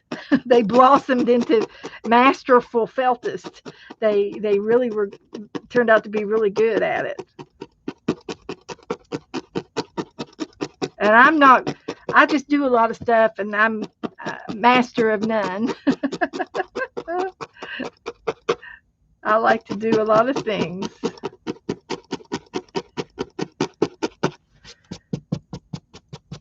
I will have to take a lint brush to this to get all the glue, the dried glue off of it. So anyway, I made his breast a little bigger, and now I'm going to make him a big fluffy tail to counteract his arm, his upper paw there. So he's going to have a big fluffy tail.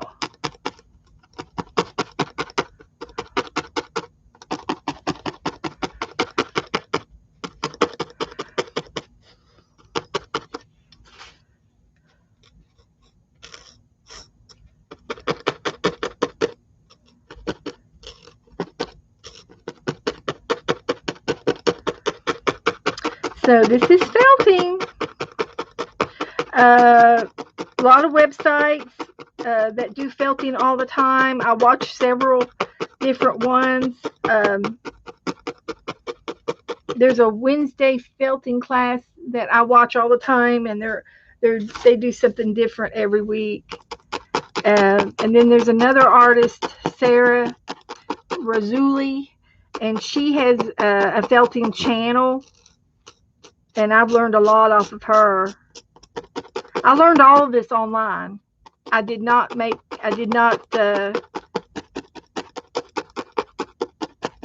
I didn't invent it. I didn't make it up. I had to learn it from somebody, from online.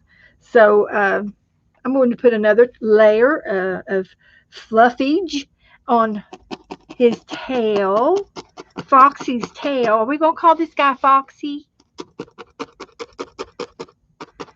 Are you going to be a Foxy?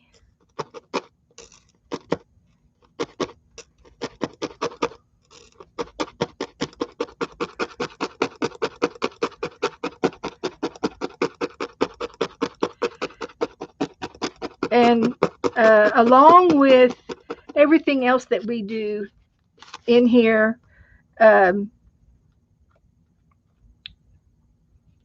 mix media. I love to mix media, even the things that I felt. And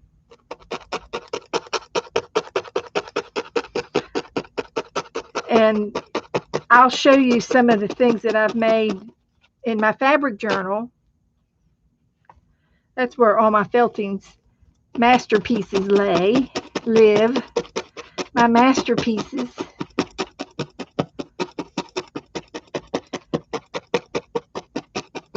But as you felt, here's the back side again. This is how many times I've stabbed it to get the wool to adhere to the felt, to the background sheet. And it takes a lot of stabbing to get it to look right. And but it's easy to do. It's fun to do.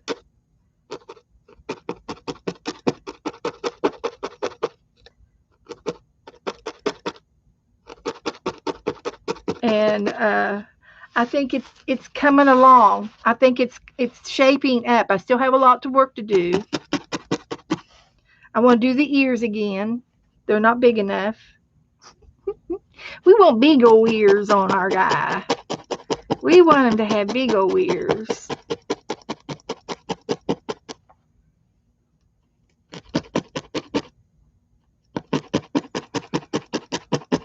But this is an old-fashioned textile art that dates back to caveman days. If you can believe us living in the caves. They did felting. If you can think about it, when in the beginning, you know, if we were surviving somewhere in the woods or on the earth, probably in a cave, and then we would use the hides of animals for our clothing, right? So felting was before textile, okay? So it dates way back.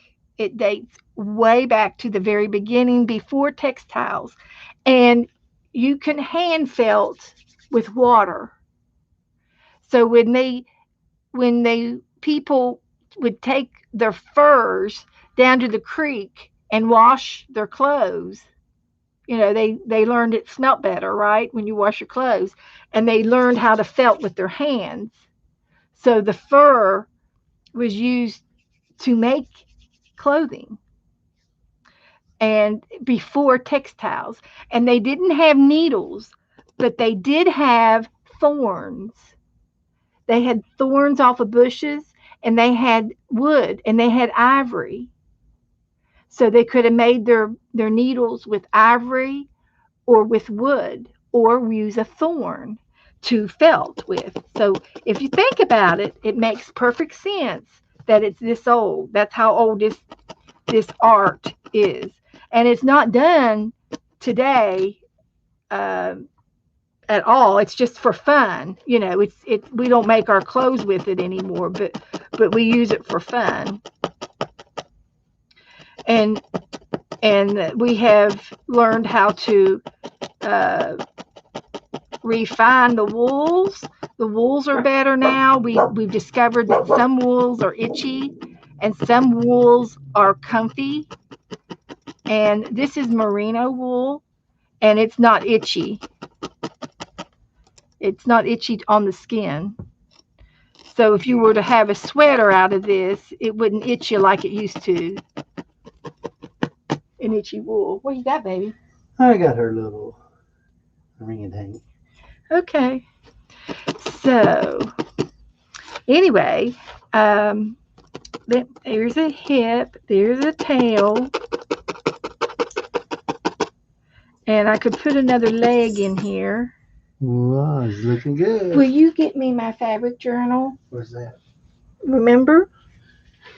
It's no over here to the left. Fabric journal. Remember both hands? It falls apart. Yes. Thank you. Do you have any Happy Meal tonight? Well, I had a magazine. We got an. Oh, I was going to take and put one of these in the glue book. Rabbit trail. Station break. Station break. You found something in the pool. Really? What color? Green. Oh, well, good. Okay. Yeah, I got him out. Save. We had company in the pool tonight. We had neighbors. The neighbors came over, so we took care of that though. We took care of that. So anyway, this magazine is a American Girl magazine. It's a doll company, and it's a free catalog that I ordered, and Melissa ordered it, and she got hers yesterday, and I got mine today. So I was going to take and use the characters out of it, and we could put it in our glue book.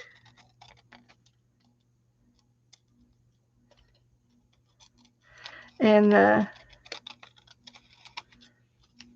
she's an American Girl. She's got sunglasses on her head.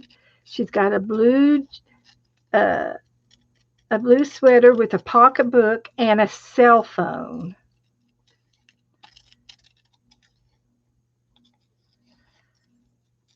And those are accessories that you buy for your dolls.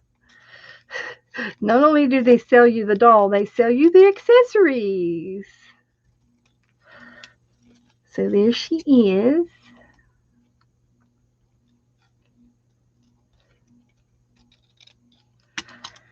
So I'm going to put her in my glue book. She can go onto the sailboat. She can be in the sailboat. Oh, this is just too cute to speak about it. Yay!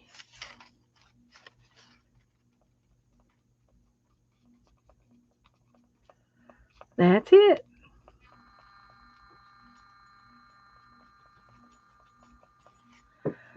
Okay, there's the girl in the glue book. Okay, I'm going to take a break. I'm going to move this to the side. You have to be careful and not break your needle, okay? So if you lay it down, you might want to be careful with it so you don't break it, because they will break. This is my napkin, or my fabric journal, and this is a felted heart. I put a pin back on it and felted the pin back on the back of the heart, or you could glue it on, but this is all done by hand, so I felted it on with a different shade so you could see the difference. And this fabric journal I made it along with Lisa Conway, and she inspired me to make the fabric journal. And then when I was doing the felting, I said, oh, I could put all of my felting things in my fabric journal. So I did. This is the front cover of my fabric journal. I did a koala bear. And he's also a pin. He's on a pin, so he's stuck on there. And then I did these flowers, and these are wet felted flowers. And then I decorated them with beads and buttons and safety pins and old jewelry. And I attached this piece of jewelry on with a bead, a bead, and I tacked it down so that it would tack down this brooch. It was a broken piece of jewelry. I felted some bumblebees, and I've got some other jewelry on here as well, just tacked on with some embroidery thread. This is the front of my fabric journal, and when you close it, that protects it. It's a wraparound format. Just made it up. And it's got corduroy on the inside and upholstery fabric on the outside. And I glued them together with Tyvek. It's a type of plastic. It's used in mailing, and it has threads in the Tyvek so that it doesn't tear. And I put it in as a stabilizer in between the corduroy and the fabric itself. This is the first page in my fabric journal. All the pages are fabric, upholstery material. These are some pins or some whatnots that was sent to me in some Happy Mail. I felted the cross, and I felted this little heart. It's a bird's nest with eggs in the nest, and it's felted on a pin. This is a little a little lady that my grandmother made for me when I was a little girl, and it's a needle holder for my sewing box.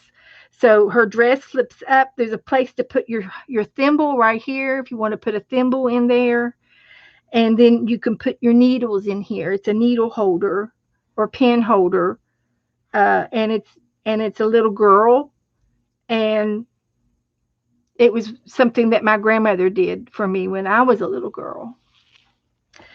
So the next page here is a piece of clusters. These are clusters.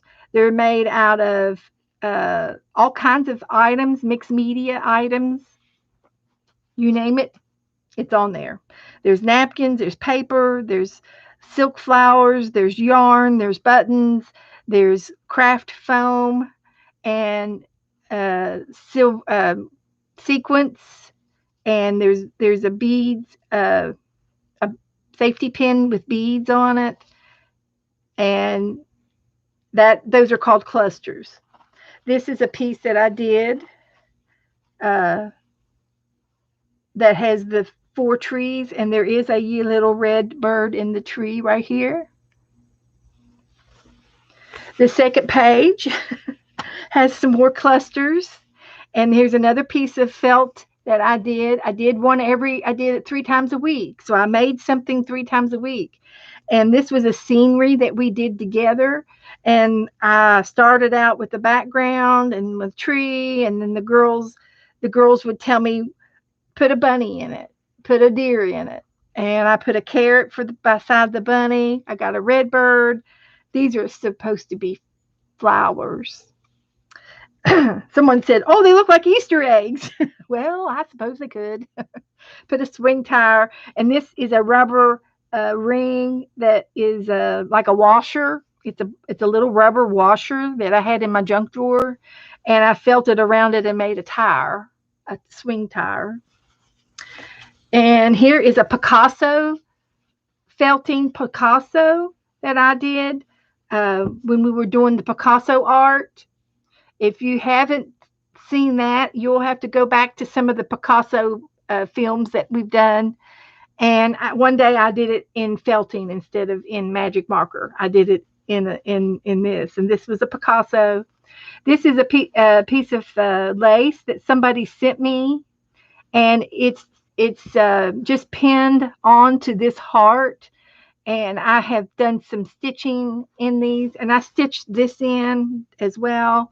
So I've got all kinds of stitching in here. I got a embroidery stitchery book, and I was trying to do a different stitch every time I put something in. This is just pinned in with a pin. Here's some more of that lace that I had. And the next page, the next page has another piece of felting art. And we did this together online. I made the tree, and they said put an owl in it, and then they said put a mailbox in, put a rainbow in. We did this together as a group. Some more clusters. Here's an ornament that I made with a cookie cutter and felted inside the cookie cutter. Some more clusters. This is a pocket off of an old time daytime dress that my grandmother used to wear. She would wear these smock dresses throughout the day in the summertime, and this was a pocket off of one, and it's a real pocket. So I've got it in here. I pinned it in, and I just got it pinned in there. Here's another heart, felt heart. I did it inside of a cookie cutter and felted it. This is done by wet felting. It's a different technique of felting. You use soapy water. This is another art page that we did together, and it's I got the male bird and a palm tree and the mailbox. Here's some more clusters. I got lots of clusters in here that I made. Here's another piece of art that we did at 2 different times, and it's so funny how I themed this. This was an accident. It was an accident that it was that high, and I made a mountain, and then I made a dirt road, and they said put a truck on, put a red truck in there, and I did. And this is done with yarn, made with yarn over here on this side, and this is felted on with a boat. You know, their clouds are felted in. This is yarn up here that's just laid down in rows, glued a yarn down. It's mixed media, and I made there's some green yarn, and I turned it into grass, and it's interactable. So anyway, this is my fabric journal, and I've got lots more in here. I did a rabbit in the field, and I've got wood buttons and wood leaves. I've got butterfly buttons and wooden leaves, and they they didn't have holes in the leaves, so I strapped them down with some of the wool, and I felted it down on each side of the leaves to get the leaves to stay on there. They're not glued on. And there's a ladybugs. So that was a lot. This is one of my favorites right here. So there's more pages to be filled, and you can do all kinds of things in your fabric journal. You can do mini quilted squares, and you can trade fabric art squares with each other. And these are some more of my felted flowers, and I've just got them tacked down with some embroidery thread. And I made these doing wet felting, and I did it on here online in front of you guys. I made a scarf.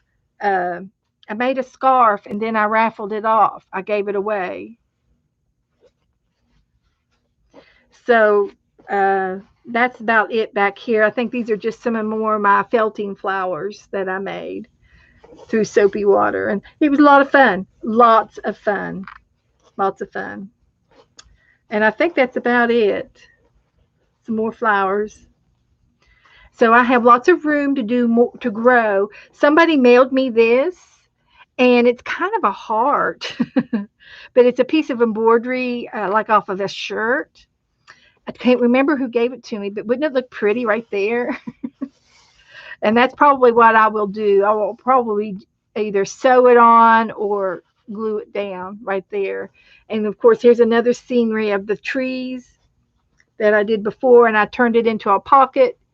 and there's some extra pieces of felt down in here for me to use at a later time. You can find these real soft blankets, and you can felt on them. This was a piece of fabric that I found, and I cut squares just this size, 4x4 squares, and these are ready to be felted on too. If I want to felt something, I can. So I made a pocket with this piece, and I sewed it down with different types of stitches, and then I also sewed in some beads down here. I love beads. So anyway, this is my fabric journal, and I'm going to close her back up and wrap her up and put her back on my. It's a book. It's a journal. It's a fabric journal. Okay. So now let's get back to my box. Get back online here. It's 8:45. Okay. We're going good on time because there's more I want to do.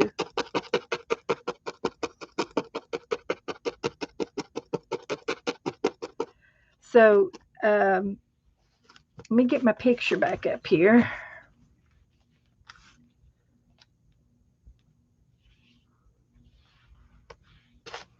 So I'm going to add some more to the tail and make it nice and fluffy, and it's going to be 3D.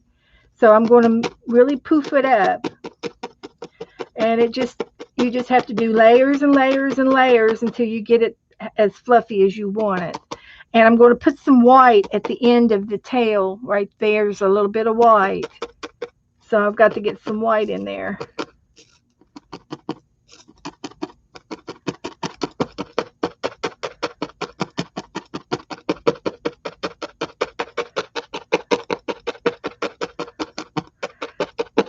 So, but if you are interested in felting, just go back to the January videos, and they all have felting in them. And I went over it and over it and over it, different techniques. I talked about needles. I talked about what you could felt on, and the wools that you can felt with, and the fibers that you can felt with. It has to be some kind of an animal fiber. Acrylic fiber is man-made, and it doesn't felt. It's too slick. It doesn't have the sheath on each fiber. Your fur and your hair, your natural hair, has a sheath of direction to it, and those little fibers on your hair is what makes it felt and snag. And you can't do slick. A slick won't grab. Nothing will grab something slick unless you forcefully do it. But if you mix it with some kind of animal fur, you can use it. It has to be 80% wool or fibrous. And those are just some things that I learned along the way when I researched it, and I've been doing it for several years, and I just thought that you all would love to learn how to do it, and you did. I mailed out needles and wool to several of the girls, and you can find these products at Hobby Lobby, and you can online too. But Hobby Lobby sells the needles, they sell the felt, they sell the sponge, and they sell the wool. The wool is not as nice as this merino wool, but it's great for starters, for starting out. But after you order merino wool, you'll want nothing else but merino wool. Yeah. Yeah, Teresa did too. A lot of the girls helped and shared their supplies with everybody.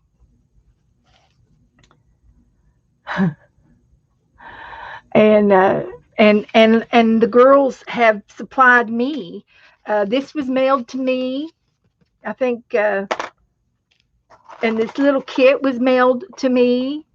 And I think Teresa mailed me this one and this one. These two came from Teresa. This one has uh,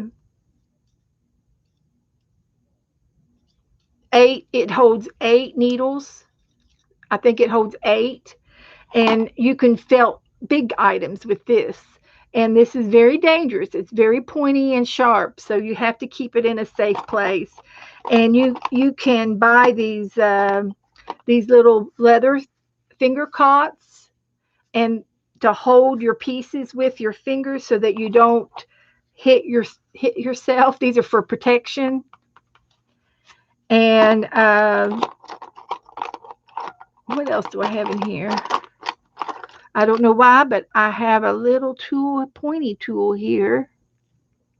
I'm not sure what that's for.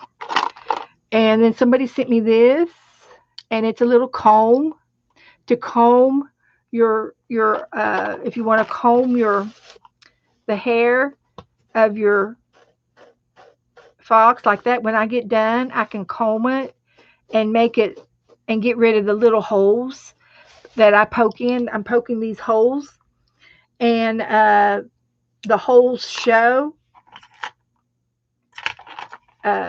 But you can, there's a way to finish it and everything. There's lots of things to do. Like I said, I did a whole month worth of teachings.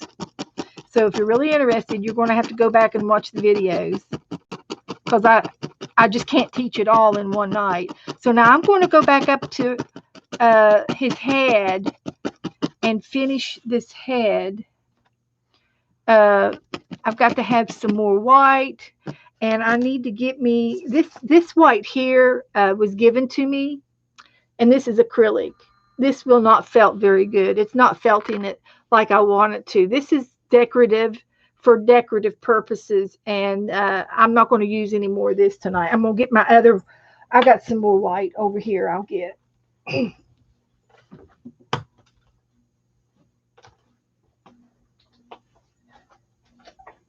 That's not what I wanted.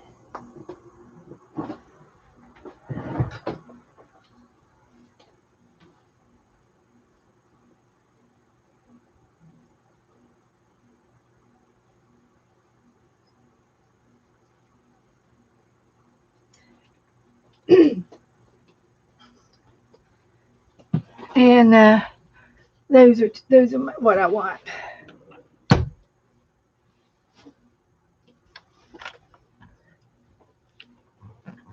Okay. This is merino wool, and I bought it from mohairandmore.com website that sells the wool, and I love it. I love this wool. And this is a ball of yarn that I got at a yard sale, and it's wool, and it's good for decorative purposes. So I don't know if I'm going to use it in his tail, or I might be able to use it in his hip. I don't know yet. I just brought it over. But I need to get some more white on his face and get a blend going on here. But it's sculpting. You're sculpting you're sculpting the figurine is what you're doing. And there's no directions on how to do this. You just have to have your own imagination to be able to do it. And that's what I try to share. It's just like making that chicken. Our beach hen. She was all my imagination.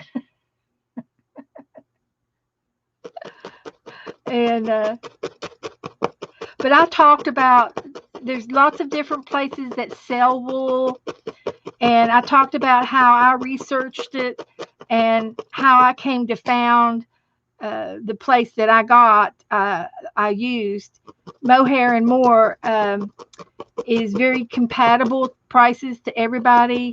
And after I ordered several things from them, I've talked to them on the phone, and it's their mom and pop shop, and they're really super nice, and they will help you with any question.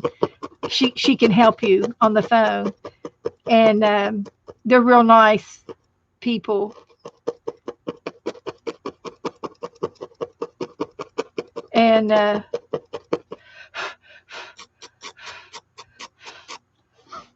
so that's who I order my things from. And once I got a basic order, after 2 or 3 orders, I end up buying things that were on sale, and they were having specials and things, and now I have enough wool to last me for quite a while, so I don't have to buy any wool for a while.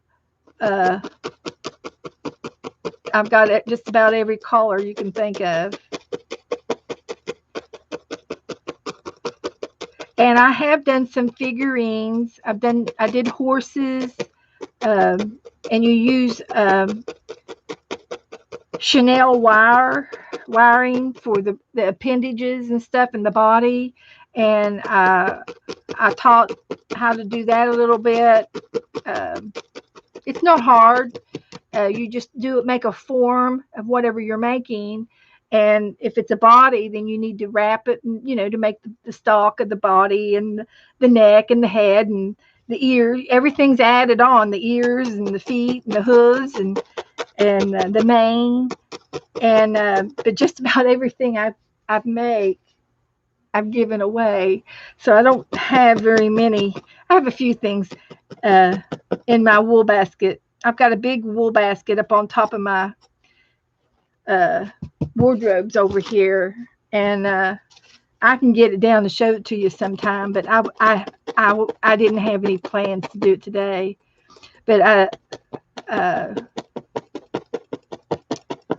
it's endless of everything that you can make. Oh, thank you, Teresa. Yeah, it's Mohair and More, and they're super, super nice people, and they are comparative prices. I compared prices from eBay, Amazon, and lots of other places, and you have to be careful because they change the ounces into grams, or they'll change the weight value of it, and you think you're getting 6 ounces when you're getting 0.6 of an ounce. So you're only getting 1/6 of an ounce instead of 6 ounces. So it was tricky on the ounces and things that different places, and it confused me terribly. Hi, Tanya. I'm felting. She was wanting to know how to felt. Yes. Videos. I can look up. There's one that the felting on Wednesday. Yeah, it's very sharp, and you can hurt yourself. But start by looking at January's videos. My videos in January. There was something about felting in every video, and that's how I taught everybody on here. So, did you see, Tanya? How long have you been here? Did you see the felting book, my fabric journal?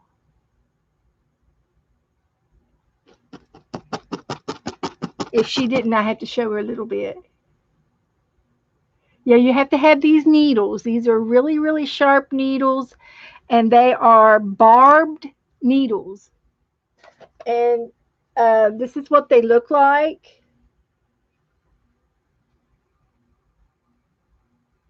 And the barbs are notched in on the end of the needle. The barbs are notched in. This is a triangle needle. They've got different needles. Some are spiraled. I did a whole unit on talking just about needles. Okay. Okay, hang on. Don't go nowhere. But these needles are very, very sharp, and I keep them. I keep one or two in my pin cushion because you never know when you need to felt something. But right now, I'm felting this fox. I'm felting this fox right now, and I had this on my Facebook page. So attempting to felt the fox, okay, and I'm using the wool. I'm laying my wool down on here, and I'm felting the wool into this piece of felt square that you get from Walmart for 33 cents a piece. And this is my base. And I have a fabric journal that I keep some of my felting treasures in. This is all felted flowers, and then I decorated this with some old jewelry and hardware. But this is what we felt on a piece of felting, a felt piece of fabric, a square, and I felted this. Everything on here is like this wool, and I have it in all colors. I have it in different colors, and the wool is felted together. And I've done ornaments. Some of the ornaments I've done, like this is an ornament. This is a cross, and it was a cookie cutter. And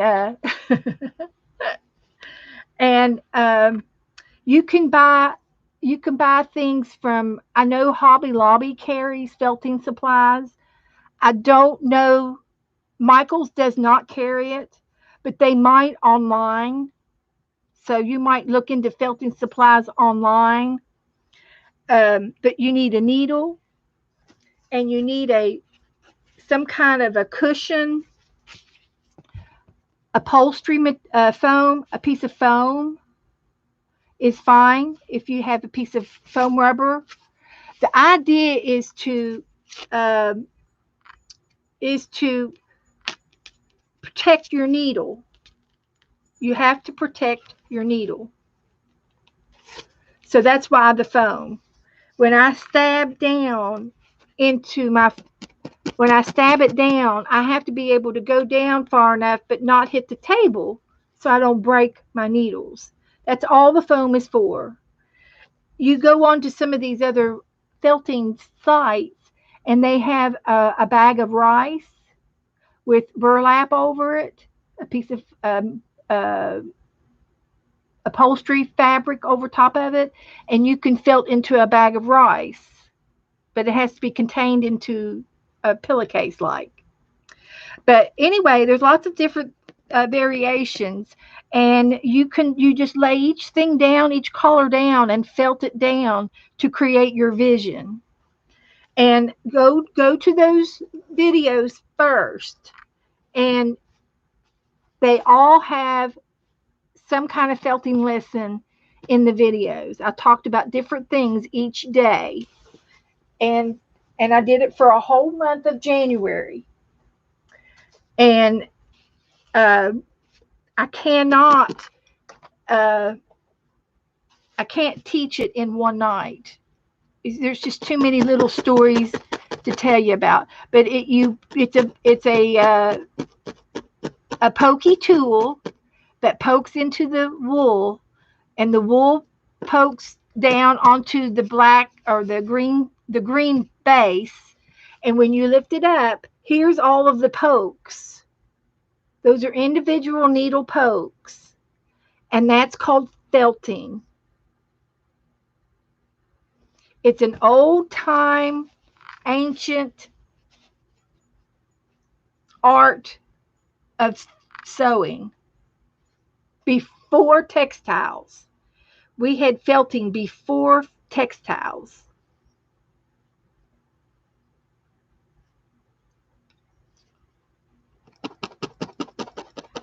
And you create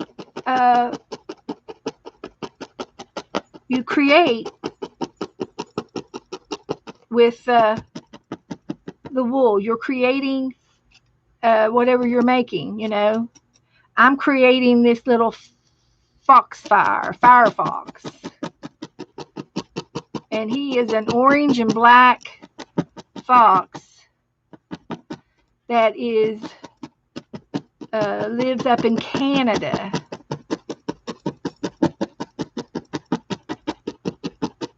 And I think I'm going to use beads for his eyes.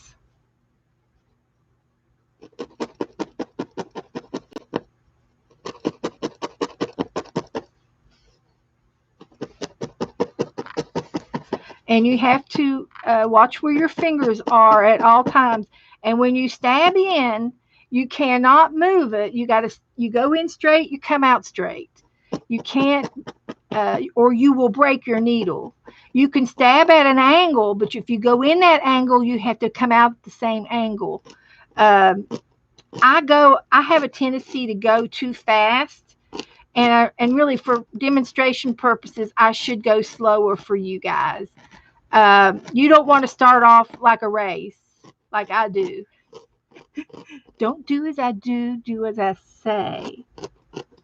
So I'm going to make him a little bit more of a chest over here. He needs more chest. So you just draft you off a little bit of wool, lay it down, and you poke it in. A visible line. Now, I started out with cookie cutters to demonstrate simple things. And this is an advanced, it's kind of advanced, but anybody can do this. This is not a rocket scientist, but it is, you have to be an adult about it. It is not a sharp needle. And even though little girls can learn how to do it, it's really for big girls. So not everybody can be responsible with a sharp item. So I'm going to definitely go back over top of the ears. They're not big enough for me. I need to go over his face again. And I'm still working on this fox.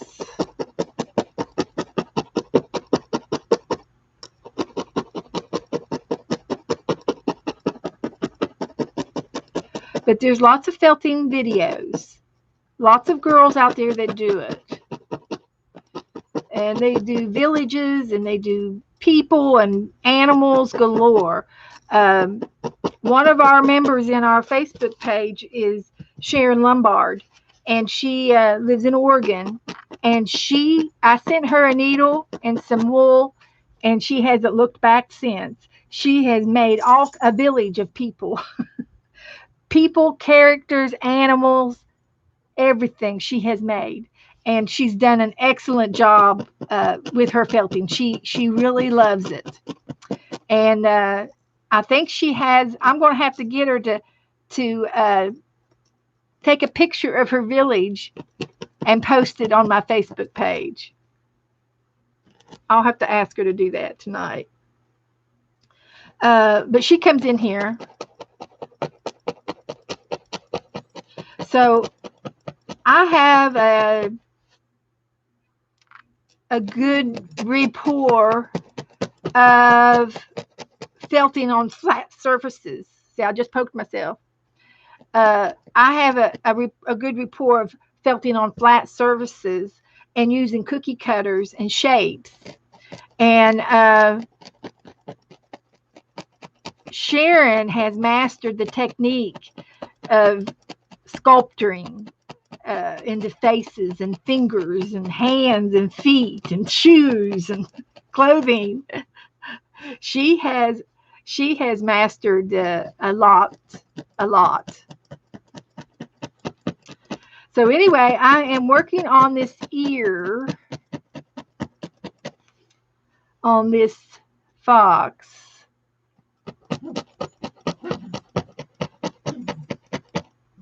Abby, what are you doing? Abby's playing. Oh, she's playing with her sister. So anyway, there's just so much to tell you about how to do it, and you will break a needle. So buy you a set of needles. They come in packages of 5 or 10 or whatever, and they come in sizes, and they come in. Put that. Oh, Nora, don't you do that. They come in styles. There's different styles of needles, and they're used for different things. If you're into detailing your felting pieces, and I just have the regular beginner ones. There's some that are square shaped, there's some that are triangle shaped, some that are round shaped, and some that are spiraled shaped, and they all do different techniques with your wool. And that's about all I know about it.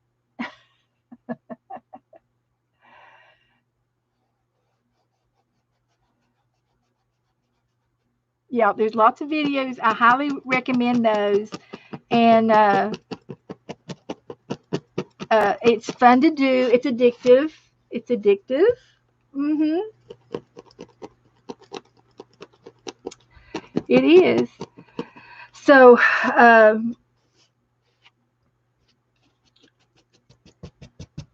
I made the mistake of having glue on my fingers when I started.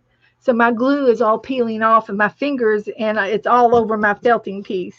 So I do apologize for that. It's just glue. It's not really skin.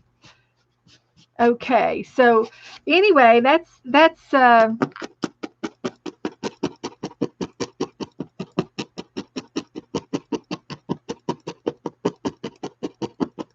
still going to build up a little bit more.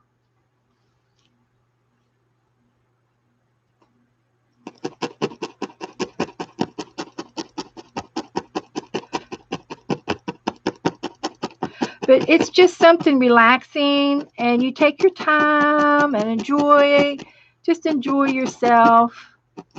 You don't have to go at it like a fire. It just don't go at it too fast. Just enjoy yourself. And I'm not going real deep. I'm just tapping it. And that's really all that's necessary. But I would like to get this leg looking a little bit better than a stick. It looks like a stick. And you can take out your work. I just pulled that up out of there, and you can it's not permanent just yet. If I continue to poke, it will be permanent, but if it's not poked in too much, you can pull it up and tack it back down. So I'm trying to make a paw that's got a little bit of life into it, like a bend. And I think that looks more realistic than just the straight paw.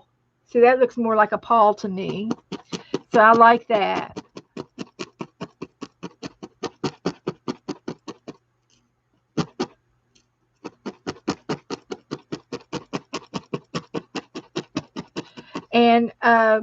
And you can see how I built up the tail. The tail is bushier. It's thicker. And this here represents his hip. And so I need a little bit more black, or I need to felt this a little more to mix it in with the black. And I think I am going to put a little bit more black on top of it until you get it right. You keep working at it until it is just exactly the way you want it to be. So if the collar's not right or the texture's not right, you just keep adding fibers to it until you like it. See, I'm trying to get this hip to look more like this hip with the salt and pepper look. So I'm trying, and it keeps getting smaller. So I'm going to keep going out a little bit to make it larger, more up on his hip, not down in the ditch. So I'm still working on that. So I'm going to add some more black, and I'm going to take some of this ecru color, and I'm going to mix it with my black and make it salt and pepper.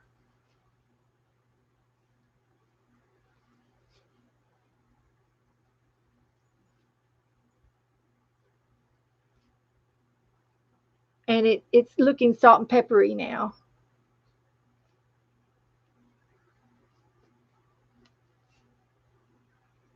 So you can make collars. If you don't have a pink, then you take some of this ecru and mix it with your red, and you make pink, just like you do in paints.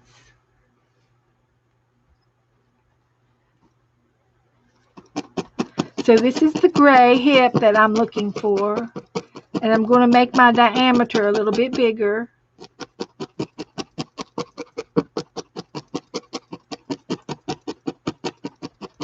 And this is also the color I want more up on his forehead above his eyes.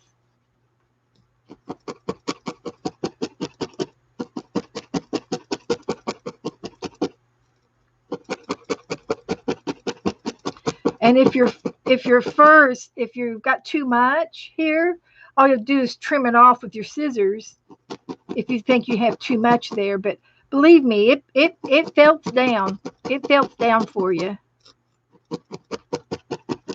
So all of that went right into this hip, and I like it much better.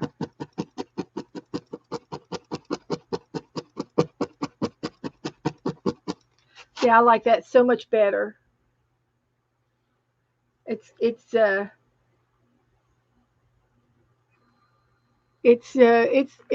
looks better. It just looks better. So I'm going to take some more of this little black. Get my glue out of it. I'm going to take a little bit of black and a little bit of this ecru, and I'm going to salt and pepper it by mixing it up.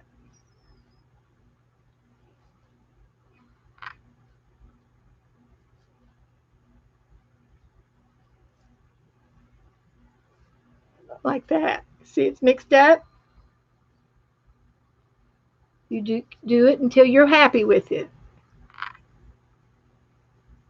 This is called finger carding your wool, and I'm mixing two colors together. See? So this is going to go on his forehead above his eyes. There's salt and pepper above his eye and on his hip.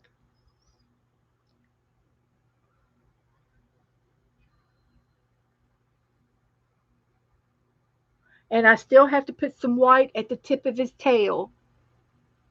So I got that hip and his forehead, and then I'm going to put some more orange in his ears and then put some black on the tip of his ears. I've got his ears up here, but I need some black up on top. So this is going to be his forehead, right about the eyes, where the eyes start. And I think I'm going to try to find a bead for his eyes, a black shiny beads. And I might be able to find something for his nose, maybe a little flat bead or a button even. Be real tiny, to be a pearl size. So anyway, I've got the white at the eyes level.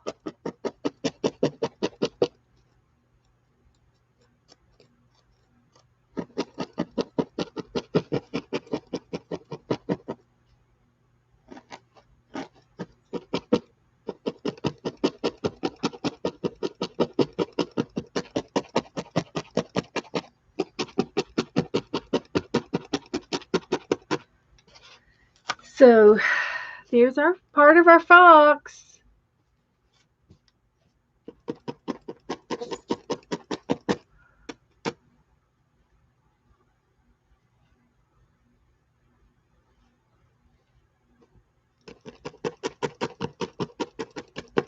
Now I took,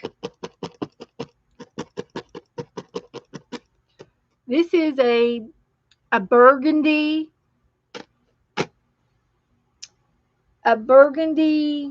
red. It's a burgundy berry red. It's a real deep red in the burgundy family.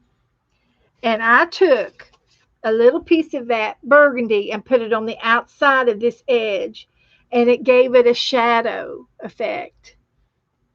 So you can accent like you would colored pencils. When you do shading with a pencil, you can do shading with your wool, and it makes it look like there's a depth to his ear over there. Just saying. This is called blending and fine tuning. And I'll put some on the bottom of his belly. He's laying down like on the sidewalk or something. And I'm putting some more of this burgundy right under his belly to make it look like a shadow.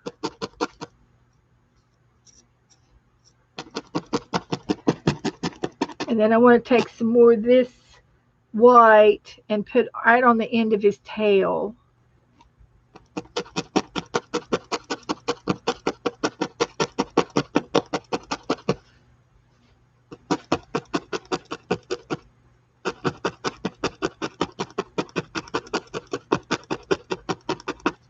Just on the tips.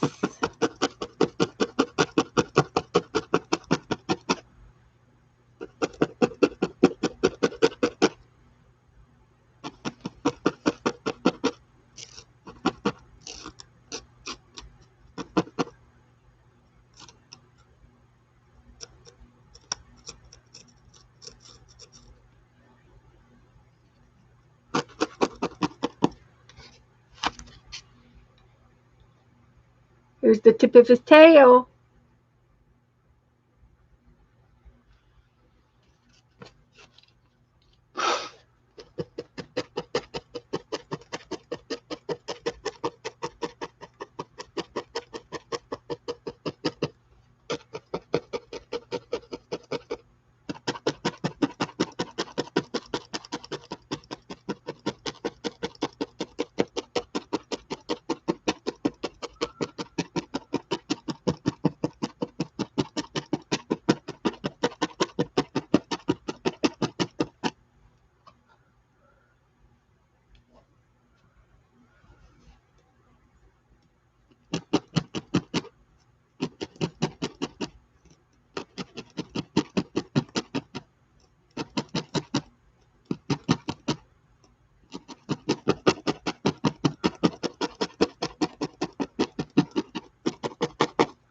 And I'm going to go ahead and put him another foot over here because he's really laying on it. But I'm going to stick a little paw out. Sometimes you got to improvise your photo.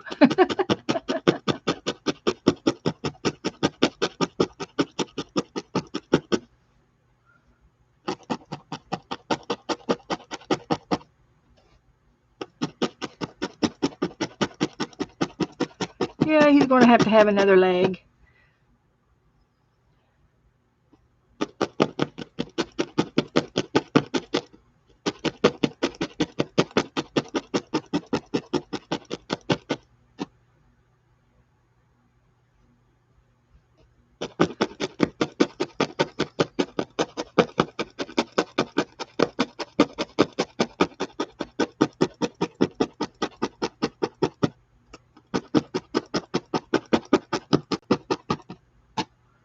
Give him another elbow over there.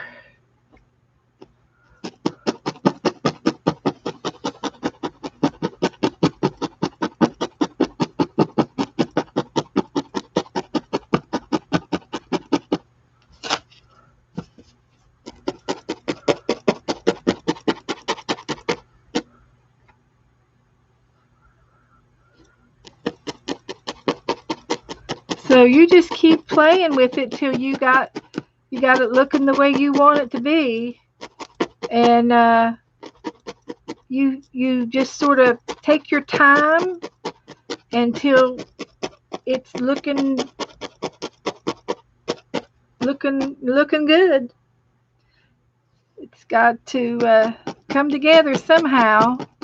But you know, if you don't start, if you don't try, you'll never get any better.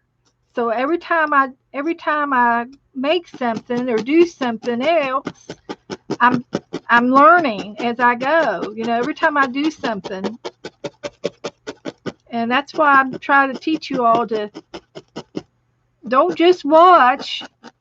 Get your art supplies out and use them. And if you've got art supplies, get them out.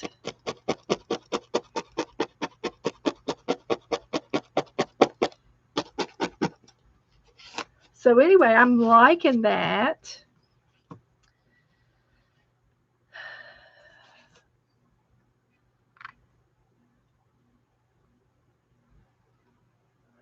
And I'm going to go ahead and put a little bit more black on his back.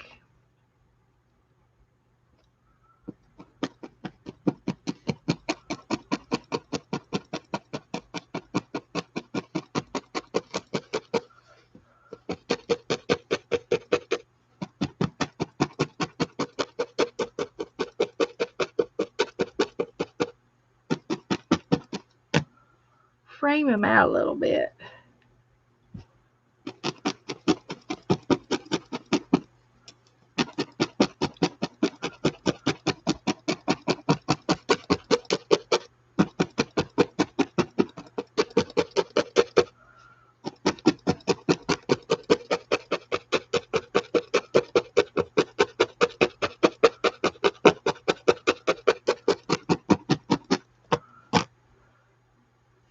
Now this yarn, this felt, this wool can be used for spinning yarn.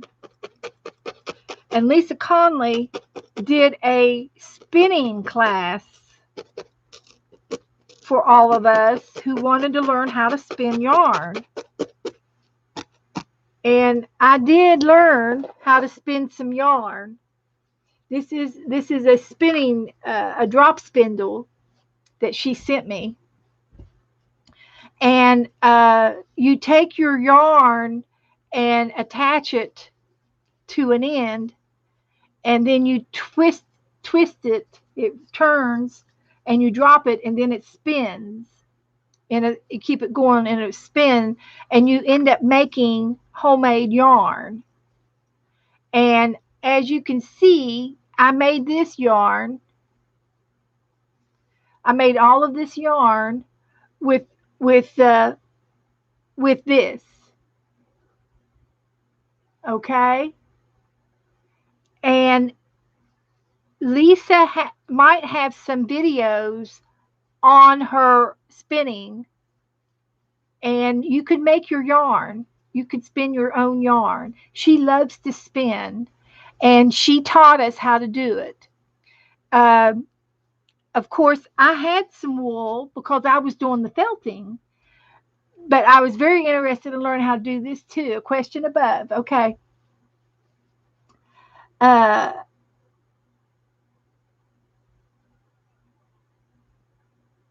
the thunder is loud. That's the coolest thing, Beth. And the rain is pouring. A question about Heather. Lightning blue TV. Okay. Who has the question?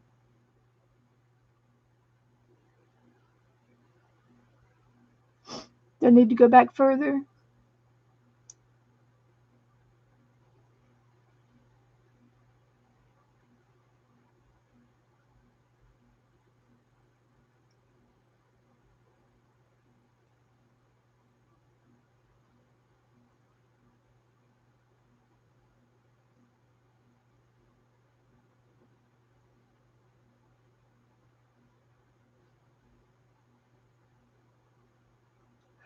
I'm going back. Okay, question above. Question above.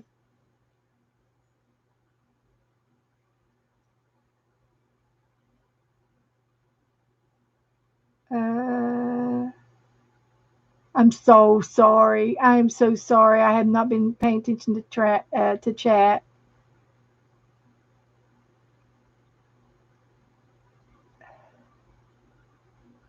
Yeah, lots of research. Lots of different, yeah, there are a lot of rules.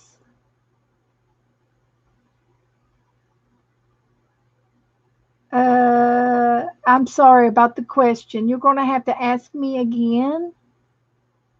Um, just ask me again so I don't have to go through all that.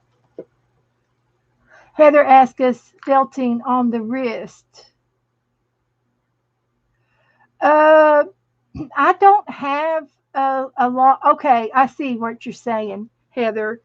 Um, it's not as much as this as the whole arm. You're doing the whole arm. I'm using my elbow more than my wrist. I'm using my whole arm when I poke. It's not just a wrist motion. It's the whole arm. It's from the elbow. And but let me get a I know I was attempting to do a photo, but let me get something else. Let me get a cookie cutter and demo a beginning uh something from the beginning stages, like a beginner's. I've got them right here, close at hand.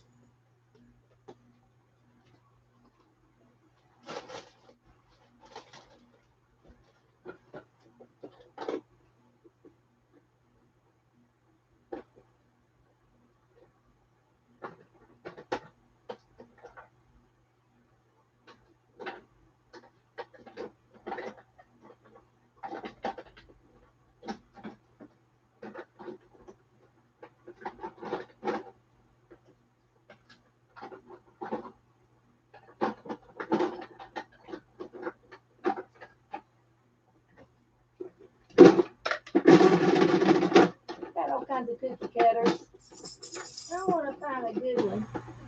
Here we go. Here we go. Well, let me get the right color fibers.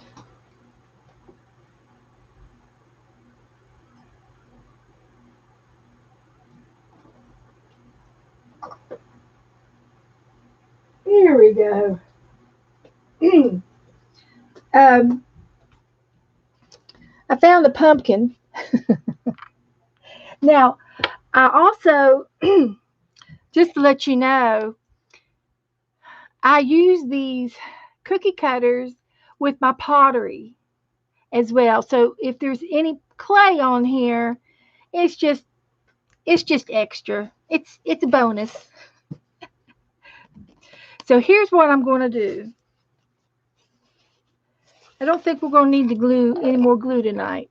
I'm going to take and lay this down, and I'm going to make you an ornament. Hi, Sharon. Oh, Sharon here. Sharon is the one that does these all kinds of felting things. And when if she comes in, ask her to post some pictures for you. But I'm just going to lay some orange in my pumpkin. Okay. I crisscross it in different directions. Okay. It doesn't matter that it's hanging over. That won't matter. Okay. So I've got a couple of layers of orange on my pumpkin, right? So I'm just going to push it down inside my pumpkin. And I'm going to take my needle and I'm just going to gently poke. I've got my hands on the outside of the cookie cutter, so I can't poke myself unless I'm not watching what I'm doing. Okay? So if you're watching what you're doing, you will not poke yourself. You don't want to poke yourself. So I am going around the inside of my pumpkin all the way around on the inside. I'm poking about halfway down in my needle, about halfway down. Now, I take these tails and fold them over, and then I poke my tails down too. It's all going inside the pumpkin. Now, I am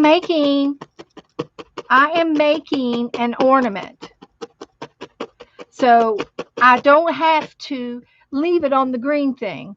So I'm going to take it off of the green thing, brush off the clay, and I'm going to flip it over and put it back down into my pumpkin. This is going to be an ornament. So I'm going around the sides of my pumpkin, and I'm going to add some more orange.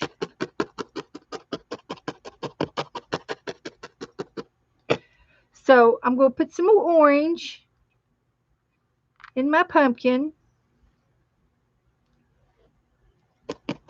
and gently poke it down in there. Now I added another layer, but it will felt together as you poke. It will continue to form.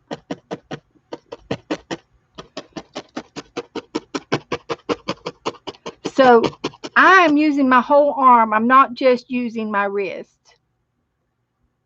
It's not just my wrist. It's my whole arm. So this might not hurt your arthritis if you have it in your wrist or fingers. It's an easy. It's not like it's not like you're kneading bread. It's not as hard as bread, or using a rolling pin. It's not as hard as that. It's just an easy, lightweight tool, and you can go at it very slowly. You don't have to go at it like a fireball like I do. I have a tendency to talk fast and to felt fast.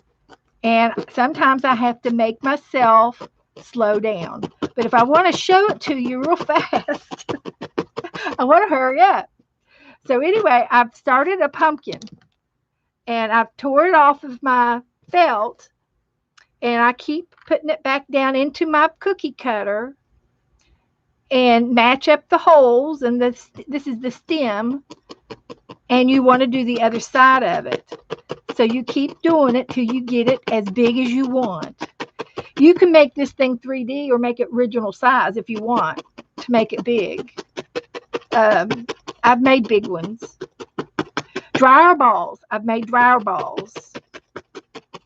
So anyway, I've got this on my pumpkin, and I'm going to take some of this green and put it at the top where my stem is, and give it a green stem, and let some of the wool feather down on top of the pumpkin to make it look like a natural thing.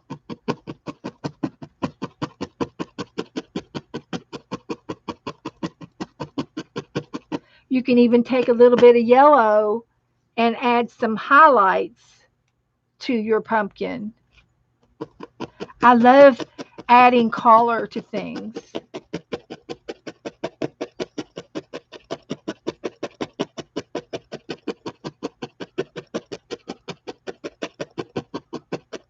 You could even take the black and carve your pumpkin.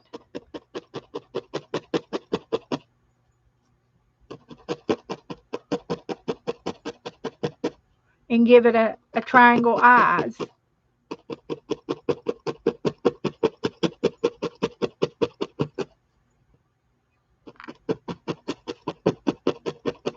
You can do anything you want.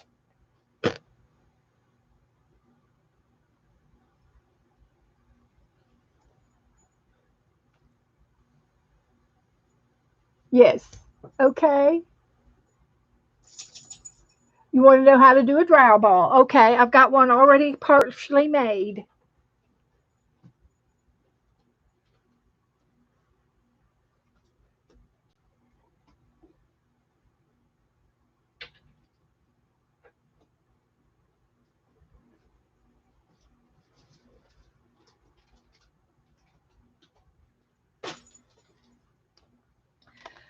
Now, when you get into those videos that I was talking about, you will discover me talking about different things, okay? So, anyway, this was done very quickly and it's not finished, but you got the idea of how I did that.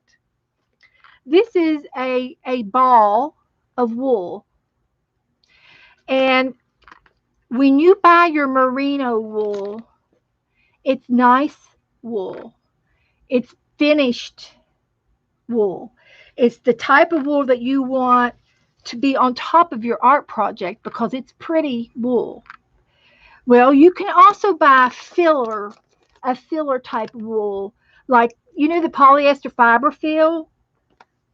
Well, when you make a pillow, you stuff that in the middle of it. You don't put your pretty things on the inside. You buy something less expensive. So this here is called core wool, CORE wool. This is your filler wool, roving wool, exactly. This wool has not been dyed. It's been washed and it's been cleaned from the sheep, but it hasn't been refined as and colored like this wool. So when you find this wool, you find it in tufts of fiber. It's not completely combed out as much as this, right? It's the step before this. This is the raw. It's been washed and it's been combed but not refined. And this wool is cheaper than this wool. And I tell you that because whenever you're making something, you want to put something in the middle that you're not going to see the middle of, like in here, in the middle of this is this. Because you want something cheaper, not expensive. And that is just because I'm frugal. I'm very frugal with my wool. I would not make a dryer ball out of this colored wool. To me, it would be a waste. But if I want color on my wool dryer ball, you would put it on last and add a few pieces to your wool, to your ball on the end, on the outside, not on the inside. But anyway, this is core wool, and I rolled it into a little ball, and I poke it. This is where your finger cots come in handy. Excuse me, I need a drink of water. So when you put these things on and you're holding your ball, you're going to hit this before you hit your finger. You know what I mean? So this is how you do your dryer balls. You poke and you poke and you poke. You turn and you poke and you poke and you poke. And you turn and you poke and you poke. And you just keep on turning and poking until your ball forms. It will eventually get dense. It's real soft right now, but it's eventually going to get hard on the inside. And usually when I'm doing a dryer ball, I will poke my needle in all the way through. Because the more you felt, the harder it will get, eventually hard for a dryer ball. Now, I did my homework and I researched dryer balls. And when you put these in your dryer with your clothes, wool, raw wool like this loves water. It loves water. And it will absorb so much percentage of water. And if you have 4 or 5 of these in the dryer and they're dry, They're dry balls.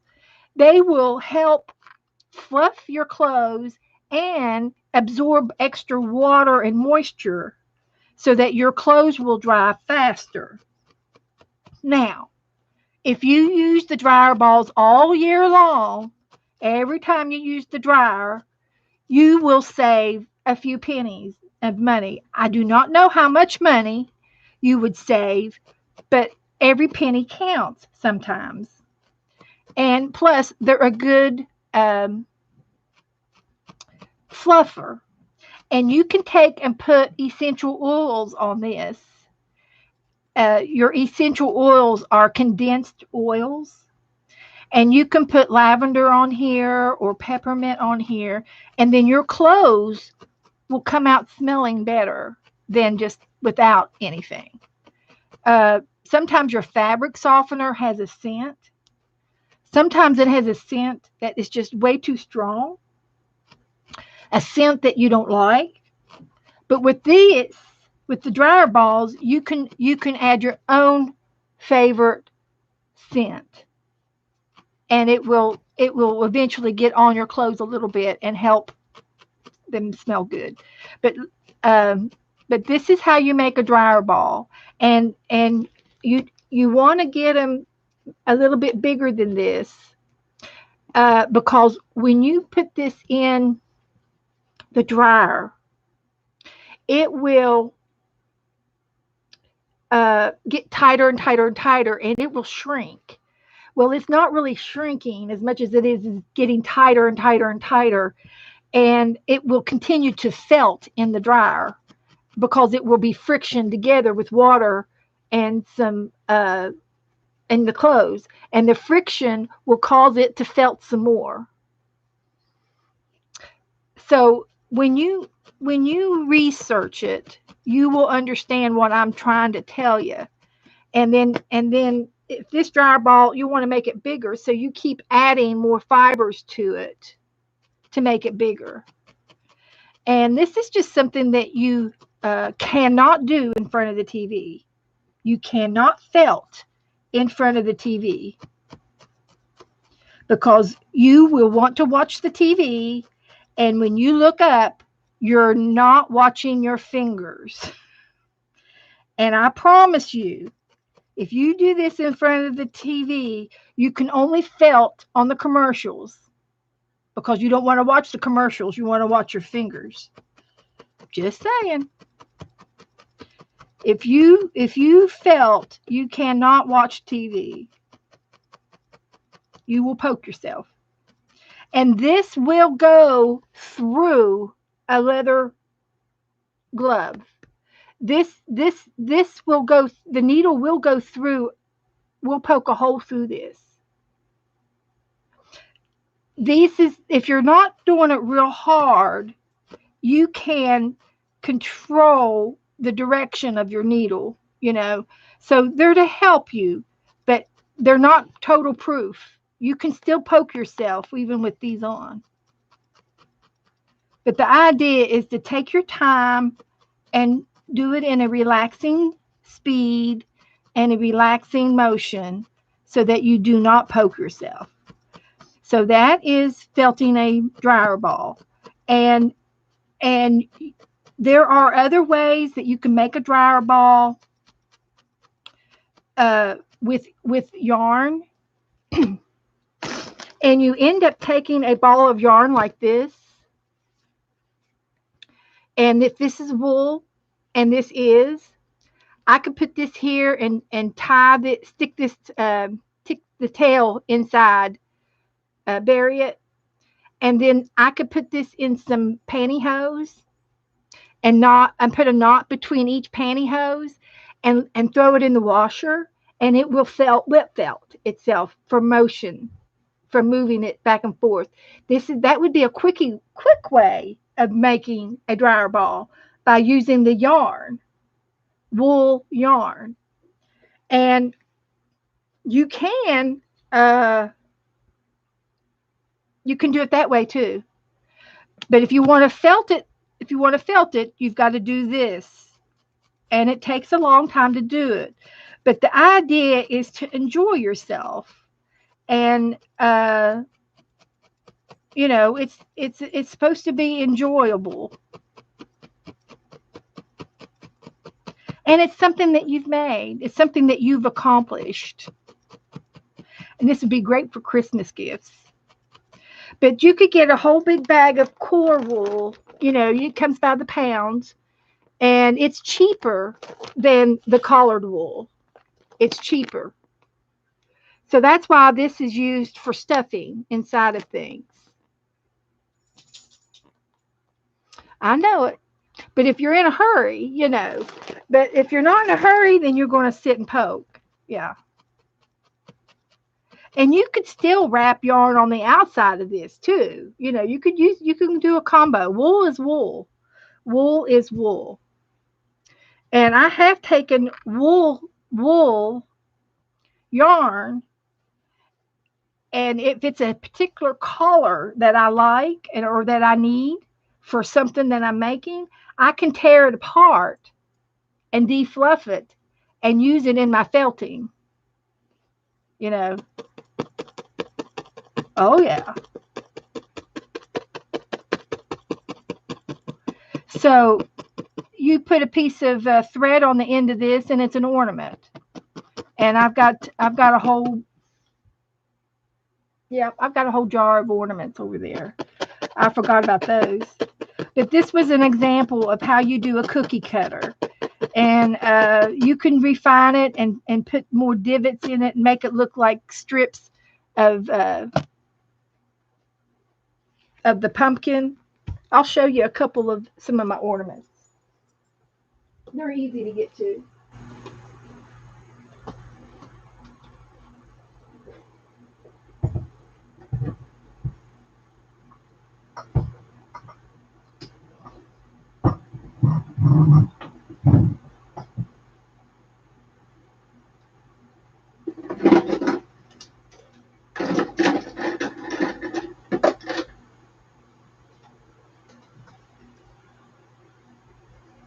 Oh, here's a cow and a horse. Oh yeah, I forgot about these.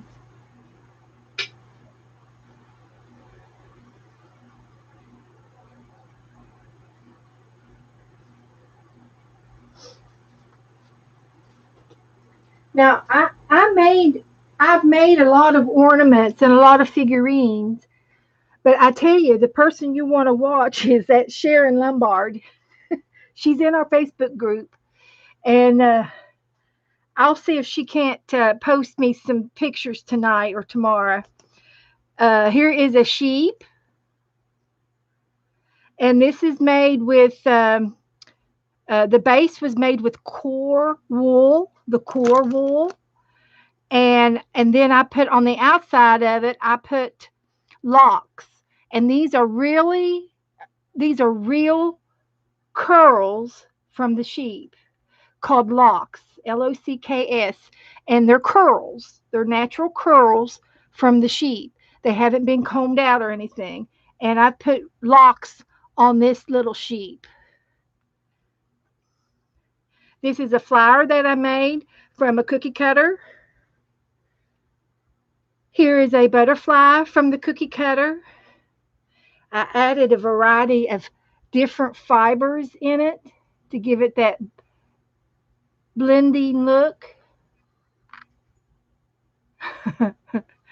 And I took a piece of yarn and felted it in to the butterfly to hang it with, and this is wool. Uh, it's not really wool, but it's man-made, but it has a fibers to it where it will felt. Some things felt, some things don't.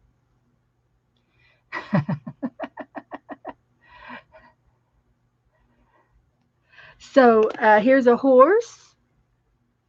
And again, the middle part of this horse was made with core wool wrapped around Chanel wiring for the horse. So there's wire in the horse. And I made some real pretty ones. Um, and this one's just been wallowed around. But you make the tail and you make the mane, and that's what you use that little comb for that I have in my box.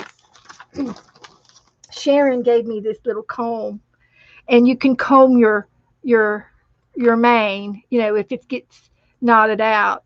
But you have to be gentle with it because it will come out. But there is my attempt of a horse. Here's my attempt on the cow. I've made the whole barnyard, I think. And it's a you just have to practice and learn the techniques.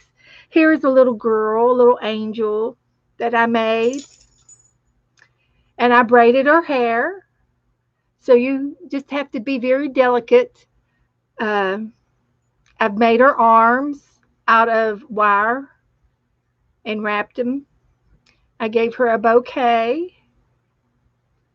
Here's her bouquet. I felted the yarn, the yellow ribbon. I felted it into a little rope and felted it all. It's all felted. And I made the little bows in her hair out of the wool. It's all wool. And here is a heart, and I turned it into a nest. This was my own creation, and it's got eggs in the nest, and it's a pin. I just put a regular safety pin on the back of it and felted it on, and so that when you open it, the back part is felted on, and then the front part is what you put it onto your shirt with. It's got the sticky part there to pin it to your shirt or your coat or whatever you want to do it at. Things, a lot of Christmas things that you could do for Christmas. Here is a Christmas tree, and I sewed beads and sequins onto it, but the rest of it's all felted. And there's my stitching on the back. But I made a Christmas tree out of a cookie cutter. Here is another flower that I made. I got wild. I think I used leftovers. But it's handmade. Here is a star, a cookie cutter. Here is a wonky heart. It needs to be felted on to make it more heartier, but that's a little rug heart. Here's another heart.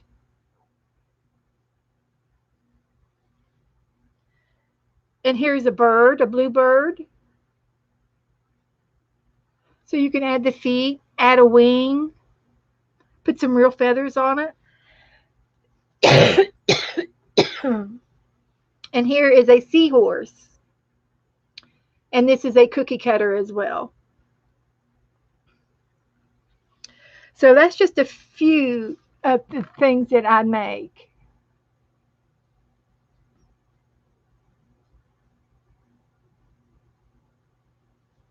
So, any other questions for now? Thank you, Joe. He brought me a cough drop. I'm just coughing too much, and I need the water. Talking too much, probably. Yeah, talking too much. Scratchy throat. Time for my allergy pills. Yeah. How you wonderful ladies tonight doing? So anyway, all of the January videos have some form of this in it. And I talked about it all month long, 3 times a week. So there's just it's easy, it's fun, and get some videos and start watching them. Candy said hi, Joe. Hi, Cheryl Candy. said hi, Joe. Hi, Cheryl. Thank you, Heather. You're just amazing, honey. You are. Joe thinks I'm amazing too. I give you a back rub. Oh, he's gonna be good. Well, where's your? Well, I didn't get to see Well, your Mary, fox. I'm honored. I'm honored that you watching me. Here he Hi, is. Mary. Mary. Mary's very merry. Very, very Very Mary. merry, Mary. So anyway, I kind of got off on a tangent on some of the girls that didn't see something earlier or before. So I demoed a few things. Oh. But here's the fox, Mm. and I still got to work on him some more.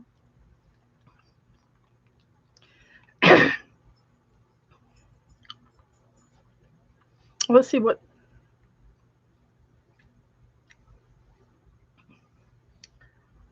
Um, let's see. Photos. Here we go. So there's the fox.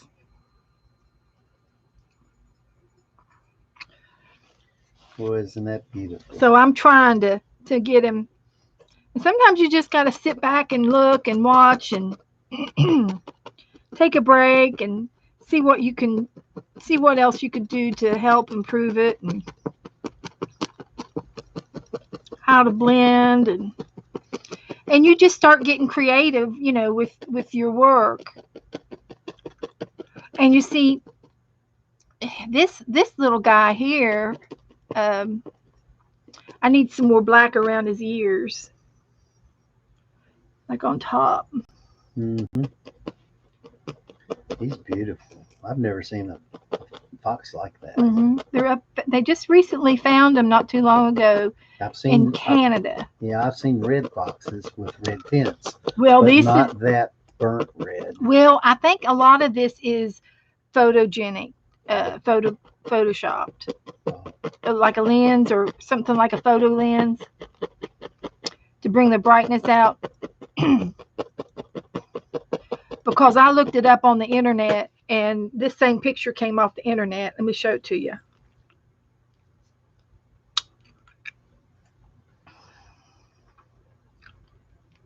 Well, I just come in to say hi, and I just wanted to give a big shout to all the people that are in that big storm in Christus Corpus. That Corpus Christi. Corpus Christi, yeah. What is Christus Corpus? I was thinking of Chris. And I just pray that they'll be safe and the water's raised about 8 foot. One of the art museums is 3 foot up in water, standing at around the outside. So I just hope everybody has a safe evening and. See, this is a red fox. Yes, look at that. And that's a painting. That's not a real fox. That's beautiful.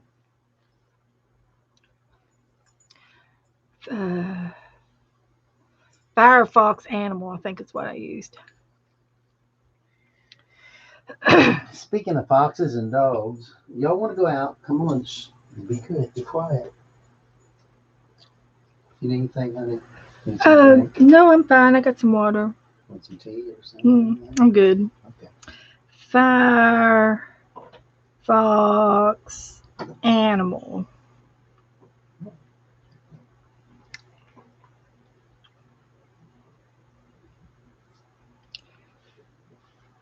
Red panda.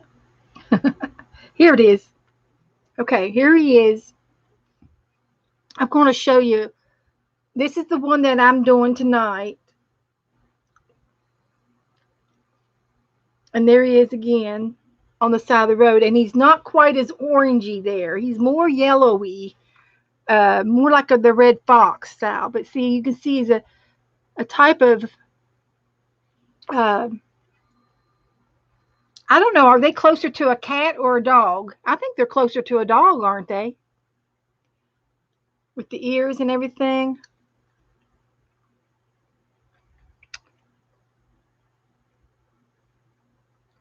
And here he is in the wild. And he looks a little straggly there.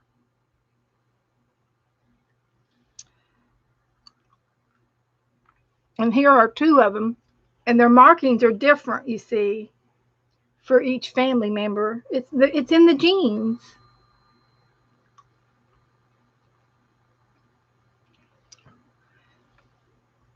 And the photographer that found this little guy and photographed him up in Canada, he just found a jewel of a fox to film. And he's on the side of the road.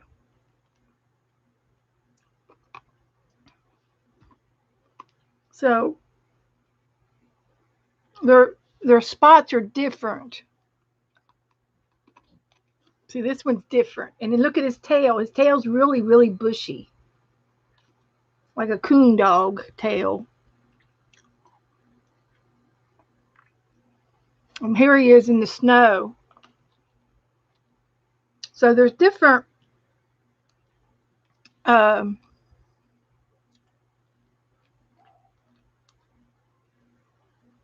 shades.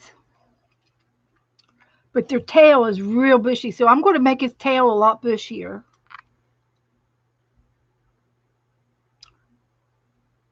Okay. That's all my internet's going to allow me to do. So anyway, no, I think he was just in the wild, and they're, you know. So anyway, I think I'm going to quit. Let me show you what we've done already so far. We've played in our glue book, and we used our leftover paint and paper to make our page. And then we made our little Henny on the beach.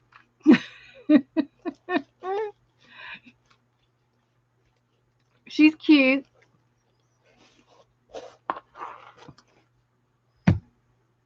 And then we didn't get to make a tag. We got to make a tag before we leave.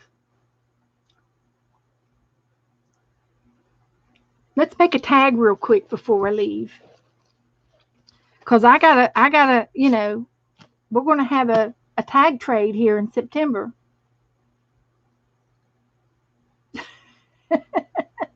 A foxy chick and a felty fox. That's cute. Let me make sure. Let me go ahead and take a picture of these so I won't have to get them back out.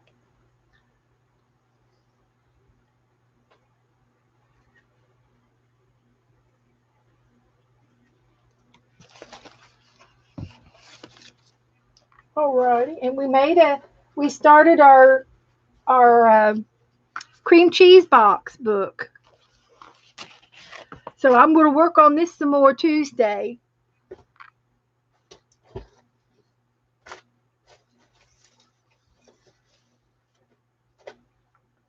And I have some scrap paper that I'm going to use for my tag.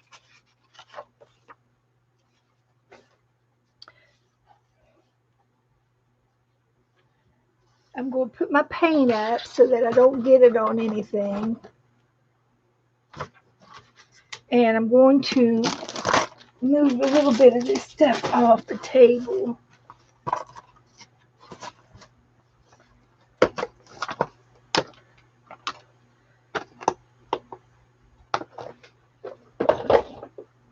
Like that. So we got to make a tag. This would look pretty on a tag. I'm going to use this paper here, and it's I'm going to glue it together, and to make it like thick enough for cardstock, because it's just piece of paper. So I'm going to thicken this up.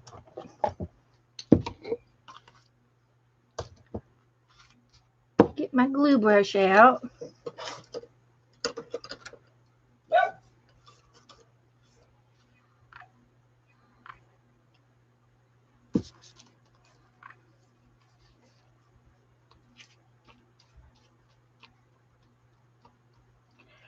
And I have an idea.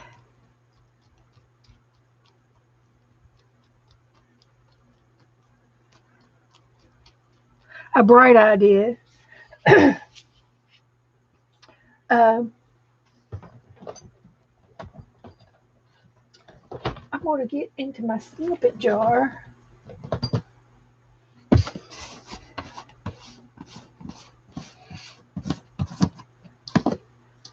See what we got in here.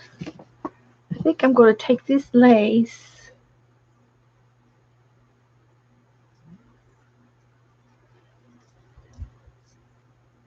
and I'm going to put it right here on the inside of my tag.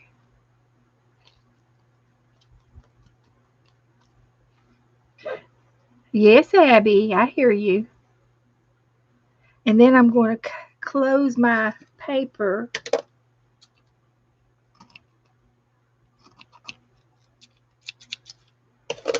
So this is in here.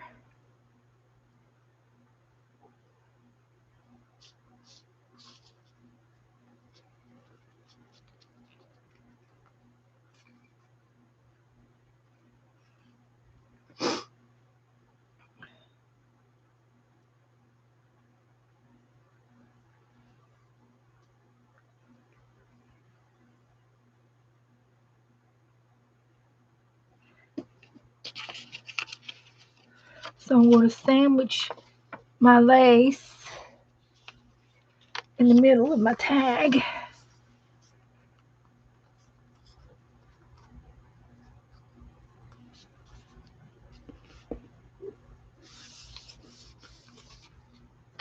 And then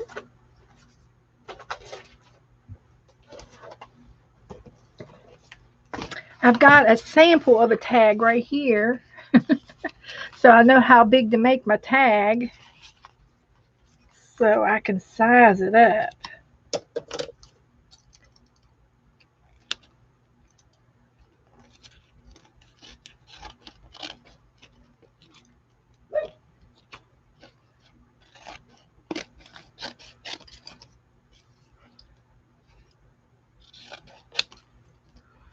So this is the size of my tag. It's about 3 by 6. And I just use a piece of scrap paper.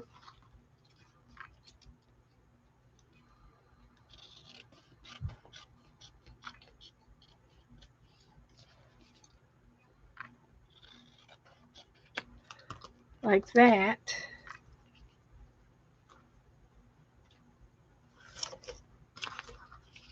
And I'm going to cut some of this paper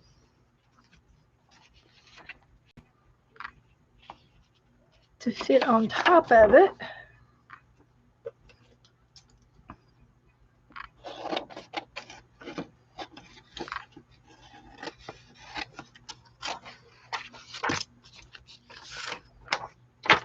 Like that. So it's going to add another layer on top of the scrap paper.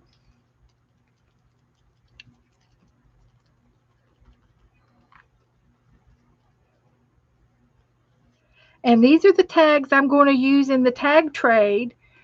Every time I come on, I'm going to try to make one.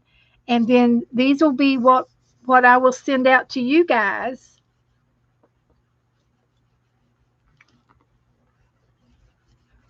When I send you back your new tags, you will get one of these lucky ones that I make. So that's going to be the front. Oh, we should put American Girl on it. We'll use my new catalog.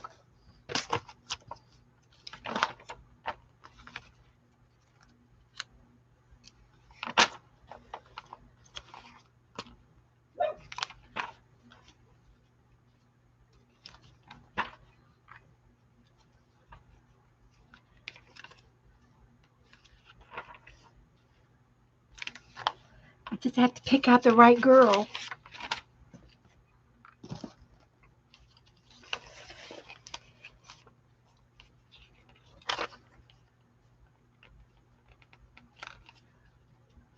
We'll find her.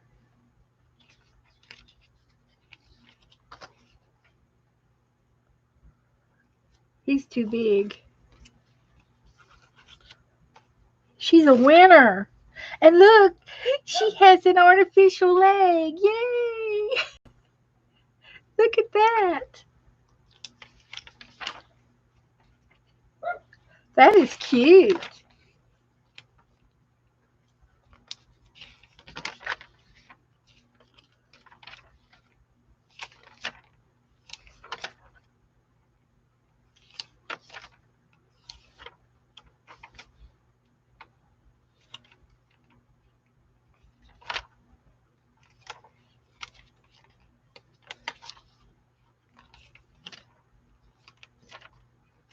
Well, I can't decide. I think I'm just going to go back to the one that was racing.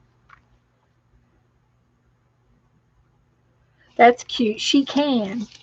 Let's try that one. And I can take the sign with it.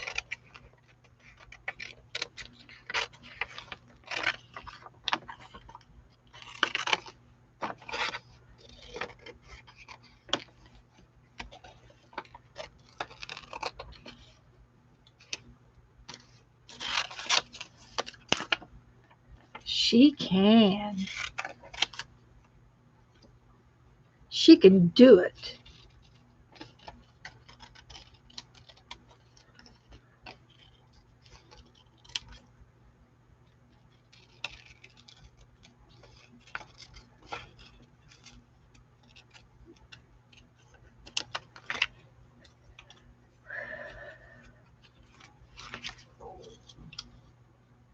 It's an American Doll catalog.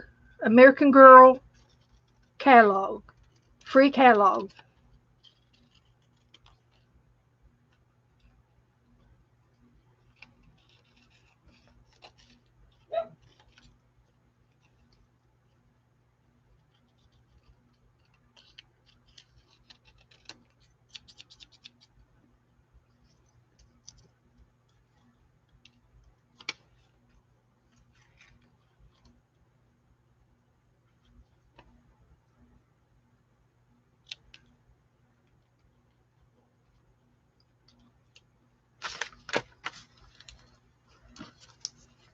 So there's my tag. Boom.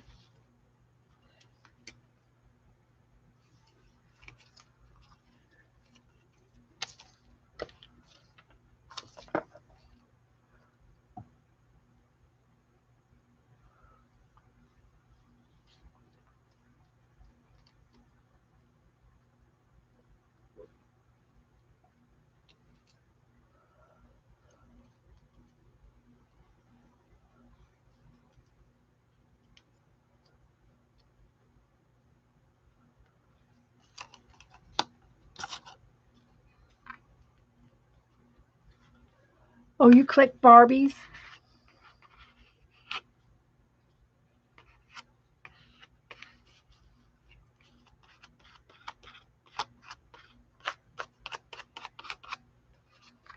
So here's a tag. Now what can we put on it? What else could we put on it? Any suggestions?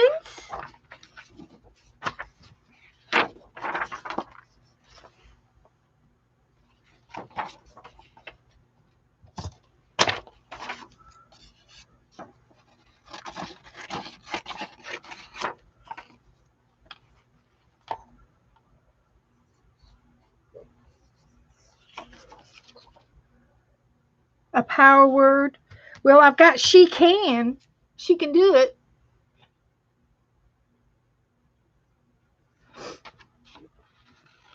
Is that is that uh, is that a good enough power word?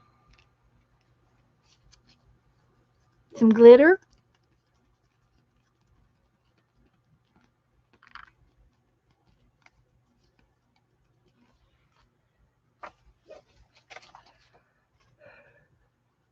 Some stickers.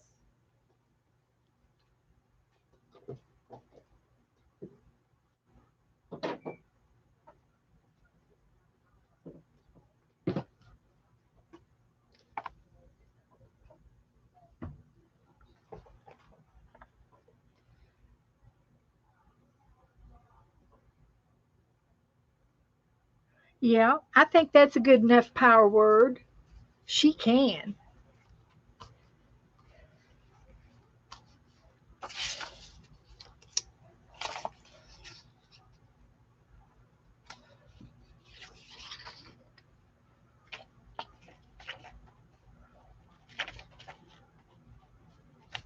I've got stickers.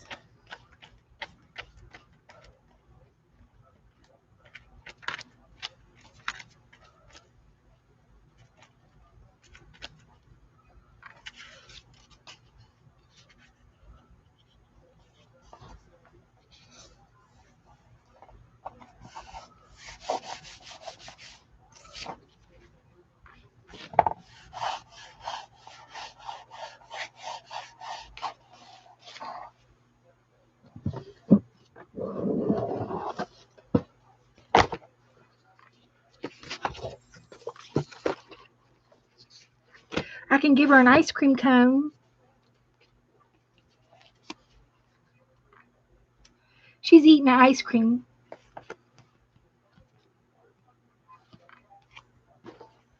I could put some sunglasses on her.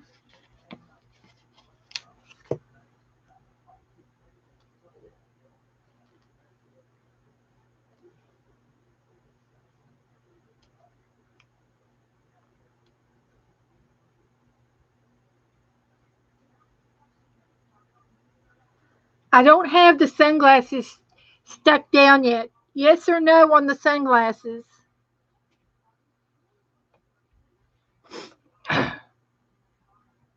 Yes or no on the sunglasses? Okay. We want to make her look a little bit pretty.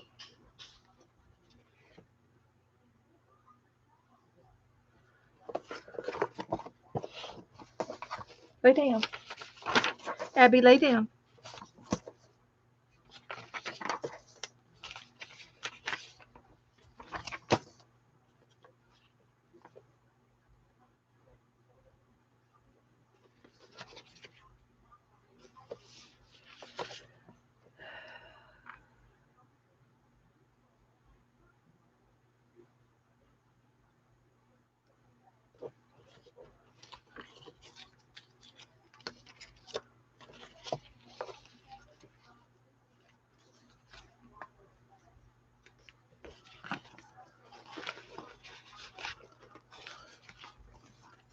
Now I've got some beach. Uh, Tell me which one of these you want me to put with the beach chicken, the chick on the beach. Escape to the beach. Breathe in the ocean. I need my vitamin C. The beach fixes everything. I love sandy toes and salty kisses. Beach, please. Escape to the beach. Breathe the sea.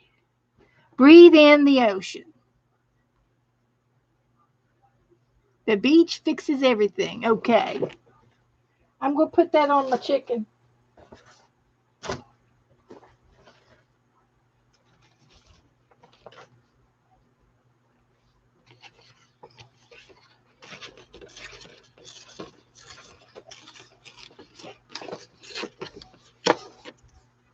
I can put it up in the clouds. I can put it up there in the clouds.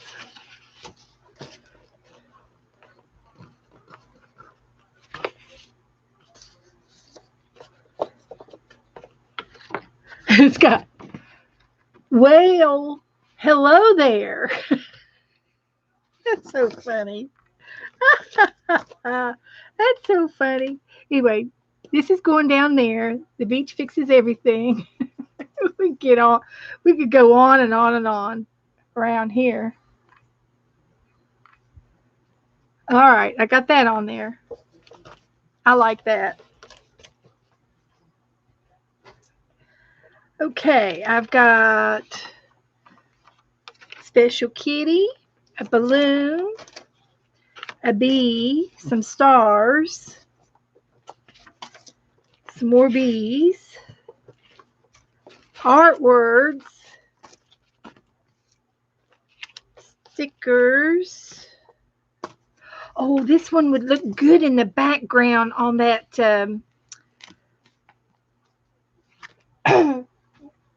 on the sand dunes back here. I'm going to put this tree back there.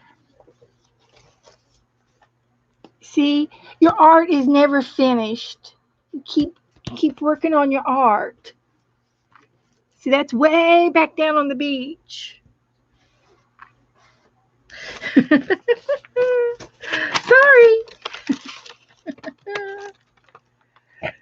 Let's see. What kind of stickers do we want?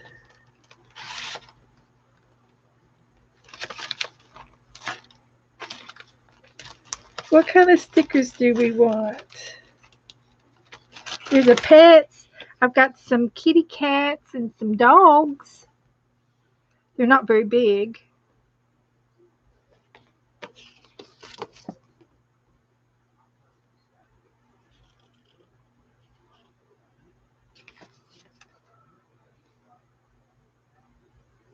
These are pretty cool right here.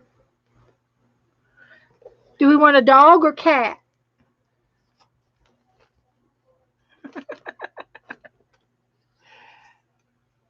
I could put a little dog right here or a cat. Yeah, she can have a pet.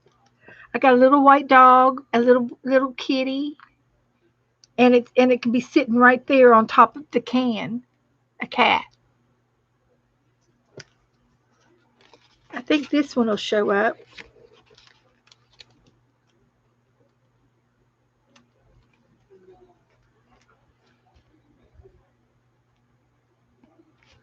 This is what I like about having you guys here, because you get to help me. It's no fun doing it by myself. Just saying.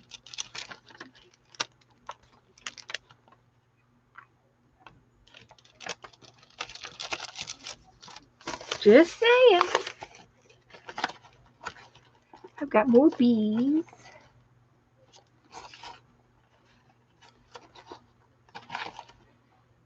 I like bees. I like bumblebees.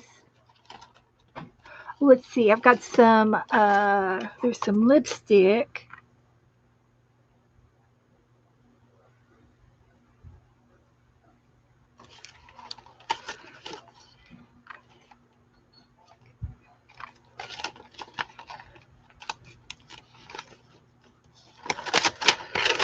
I could put a crab on the beach with the hen. I could put the little starfish on the beach. I'm still going back to the chicken. Look at here. I could put these little starfish on the beach. Yeah. Can you see it? I got starfish down here. Oh. How about a crab? Can I put the crab on there? Oh, that's so cute. Did you see our chicken? No. Well, it's got sunglasses. Chicky. We could put the crab up here on the behind. He's taking a ride. Not the crab. Ah, he's awful crab. cute. He's awful cute. Yes. He could be down over here, hiding behind my name. He's a friendly crab. I'll tell you what, that Nora, buddy, she's a sweetie. No, he's not going to bite the crab. Nah. He's a good guy. Hi, Teresa Church. How are you, darling?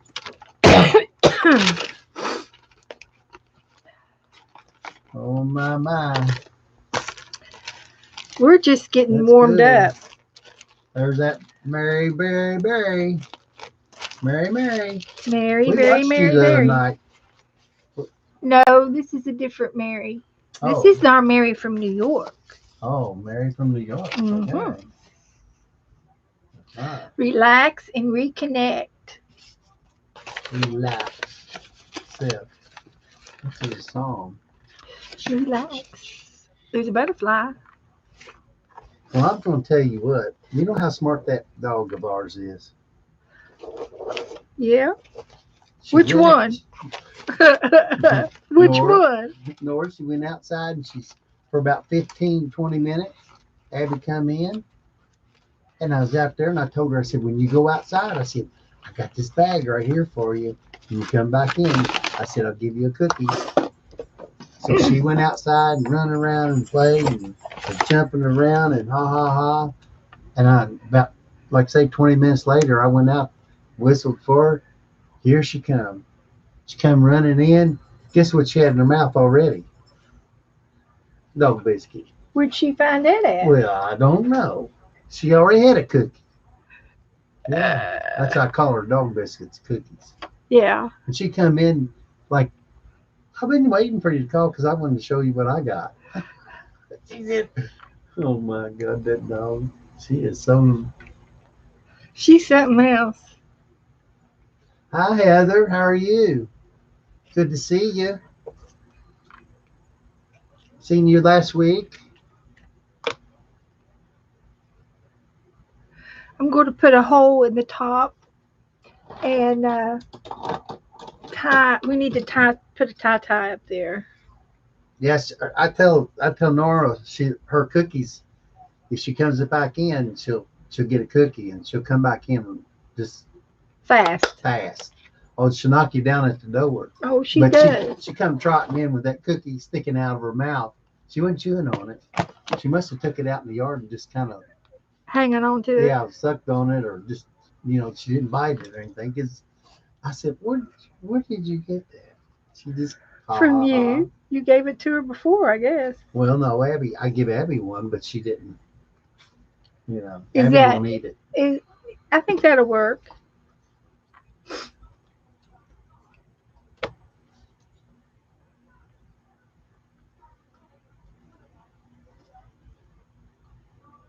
Well, she won't chase anything, but she likes to spread it around the yard when she's out playing. She'll go get any kind of thing. Her and Abby will, but she's a follow leader. She likes to follow Abby. She'll do whatever Abby does. And that's how you have to get her to do things. She's both of them. They're just so special. They sure They are. They are. They're the best. I promise. The best. They're our dogs. She'd be a good dog. Uh, she'd be a good dog, Teresa, to take and have a frisbee. But Yeah, you need to get her a frisbee. got a 5-gallon bucket, took the lid off of it. She'll take and drag that lid around. She'll chew it up and drag it around in the yard for about 3 days.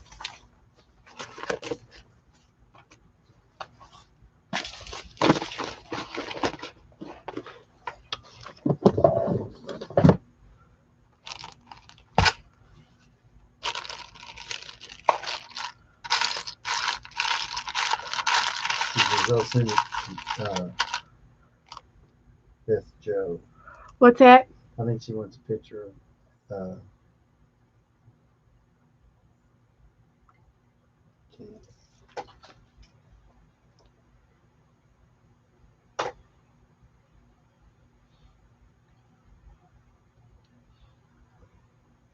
Oh. She lives about 10 miles west of the George Washington Bridge. Yeah.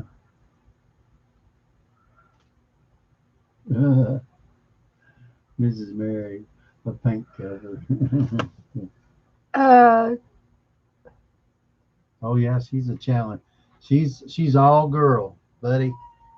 I don't have anything from you, Teresa, in Messenger. What? What are you doing? Yeah, I know we're talking about the dogs, and you're a cat.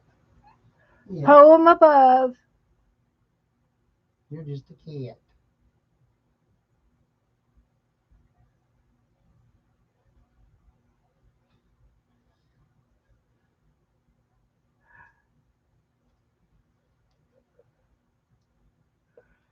She is shaking all around, shaking all she can. Henny Penny is enjoying being at the beach. She is really grand. I have a poem book, so whenever I get a poem, I write it in here.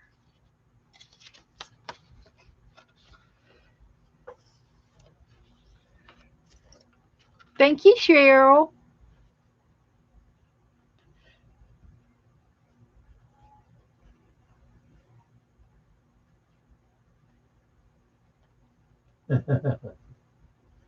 She Yeah. is shaking all around, shaking all she can. Oh yeah, I saw him. Yeah, here's her blue, Joe. Huh? Teresa's dog. Oh, Greyhound, A blue. I think it's a blue tick. Is it a blue tick? the blue tick healers.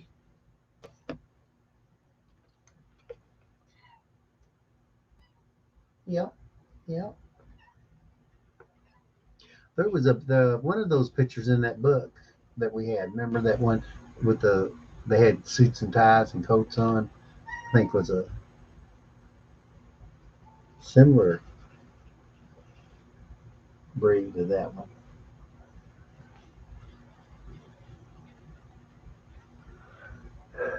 Enjoying being at the beach.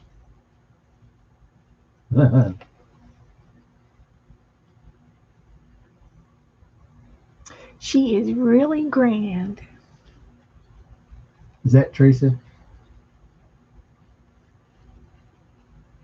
No, he is a husky.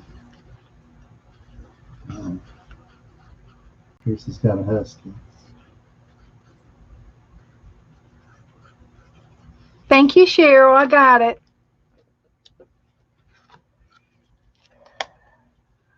A husky shepherd mix. He's beautiful. Here is Teresa's doggy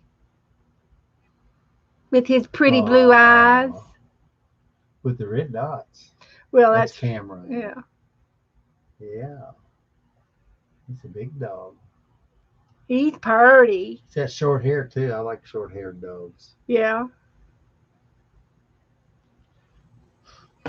Okay.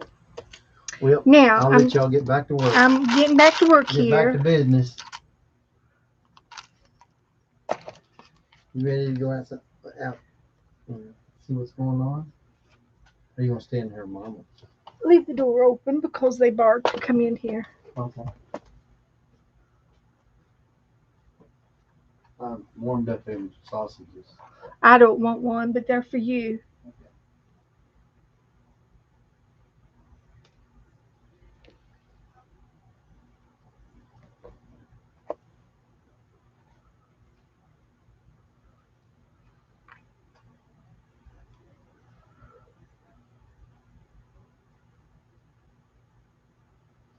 Okay.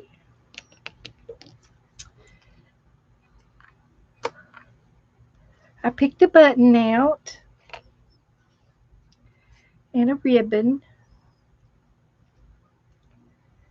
So here's what you do. You go down the buttonhole and into the ribbon. And dag nabbit, I got the wrong needle. This one's too fat. Let's find another one. How about this one?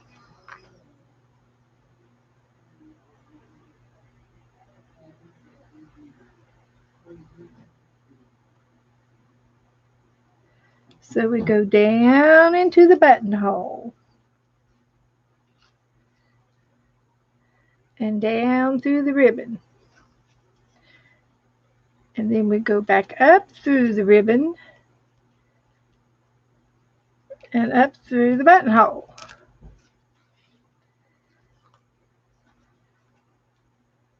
And there we can tie our ribbon, tie our bow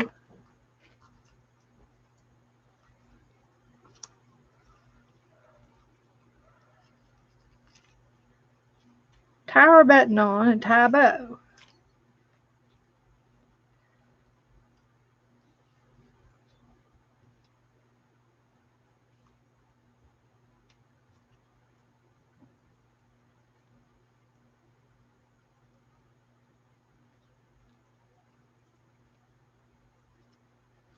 Hold your mouth right.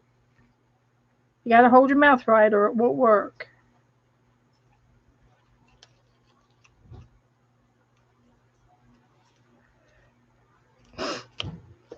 Okay, let's try it again.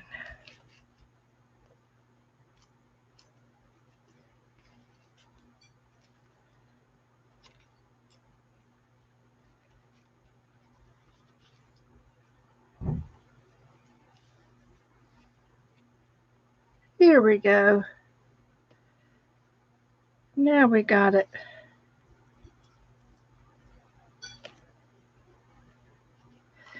And then we trim. And we put that back in this, oops, sorry. Put that back in the snippet jar.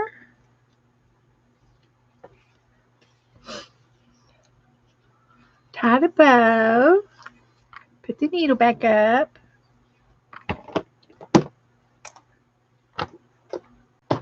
I got a button on there.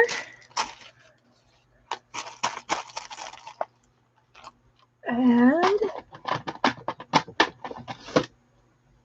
there.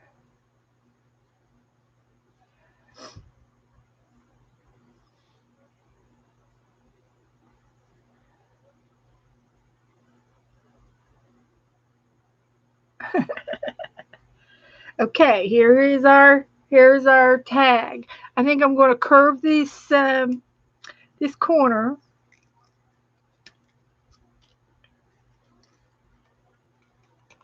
It just makes it prettier.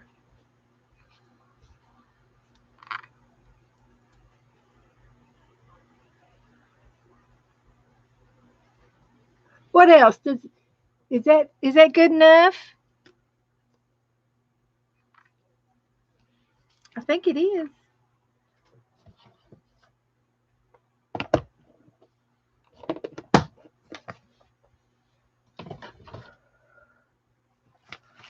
So we worked in our tag book. We got a tag. Glued that down. So I think that'll do it.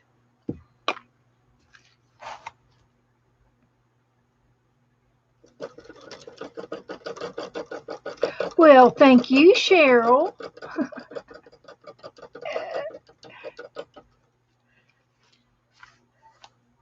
We did a lot tonight. That was pretty funny. That was a good chicken.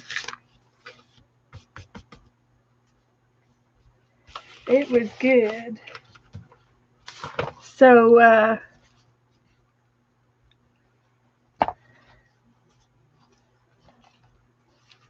I will be adding coloring, adding some more to this as we go along. But I think the tag looks good. I don't think she needs anything else.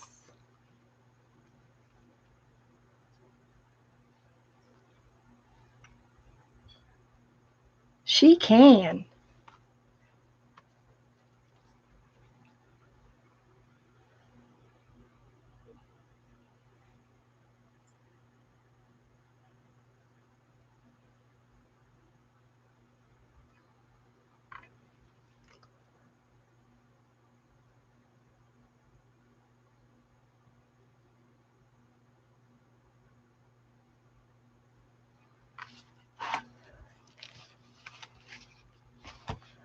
So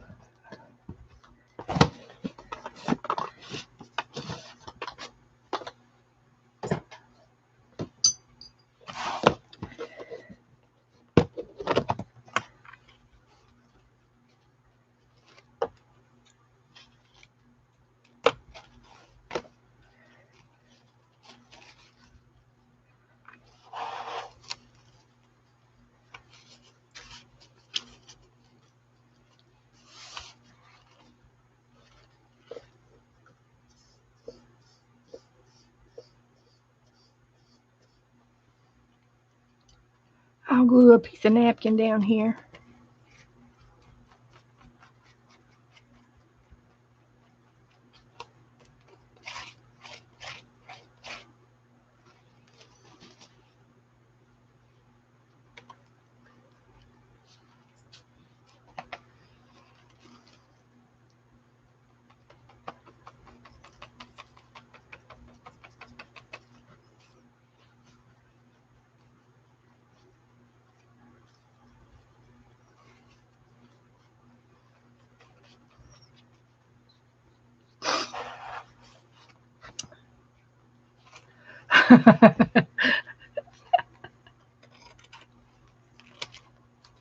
Your dog knew how to spell cookie.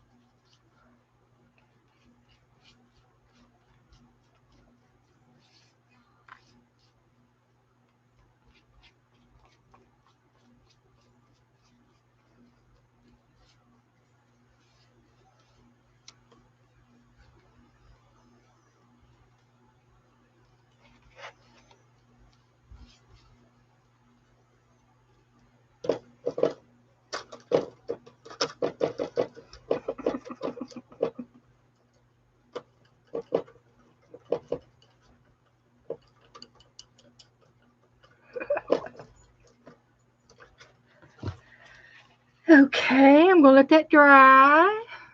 I'm going to be making pockets on those. I still have the glue book.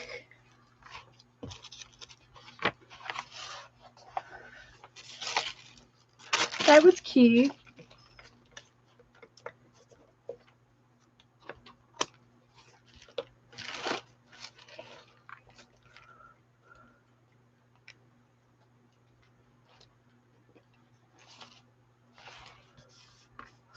I guess I could date that.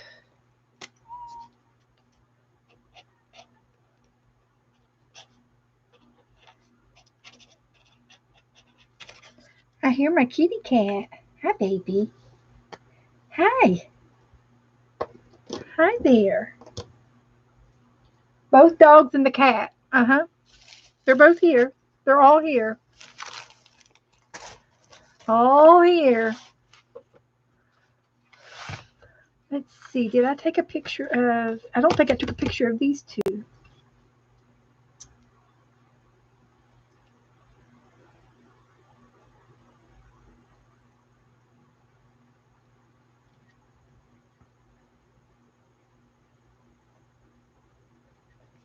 So, what should I say? I should say, come sail away. Come sail away with me. Or let's go sailing.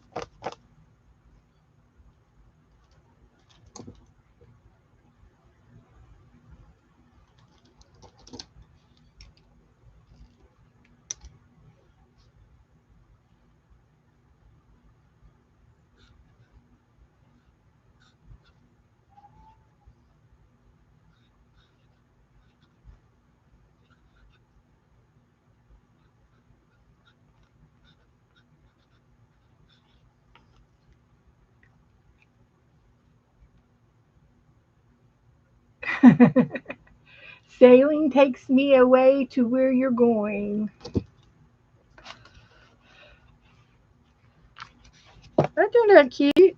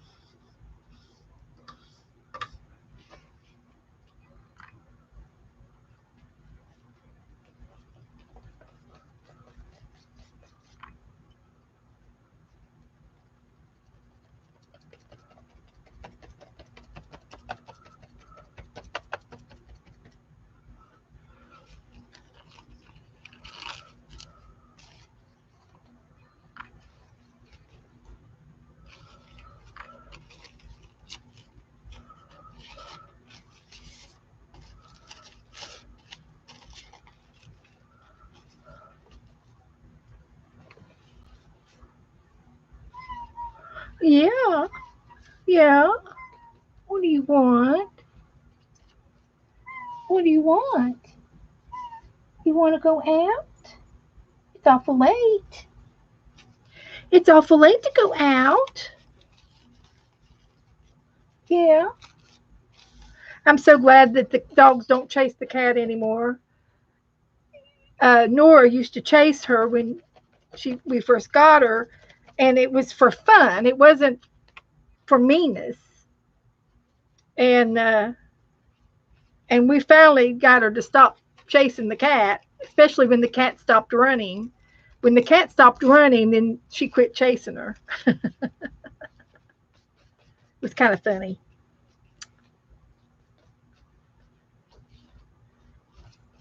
And now they talk to each other, and they're not sleeping together, but it's just a matter of time before they do, because Abby and Nora sleep in the bed with us, and it's just a matter of time.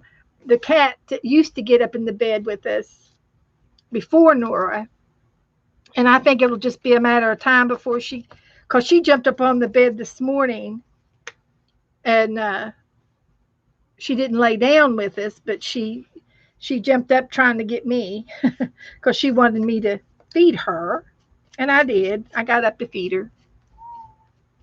Yes, I did. Don't you be telling any tattletales.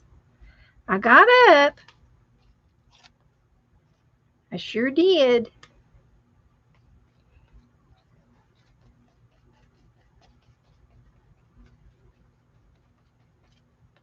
But she's kind of a loner anyway. She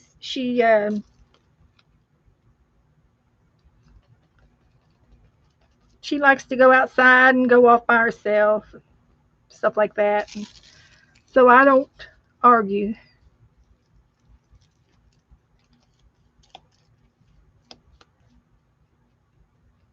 I'm just Mod Podging here, some napkins.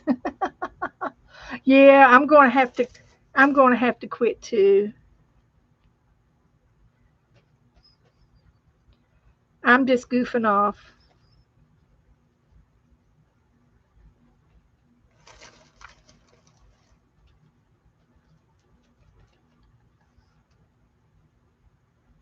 These are just little bits of napkins that I'm just trying to use up.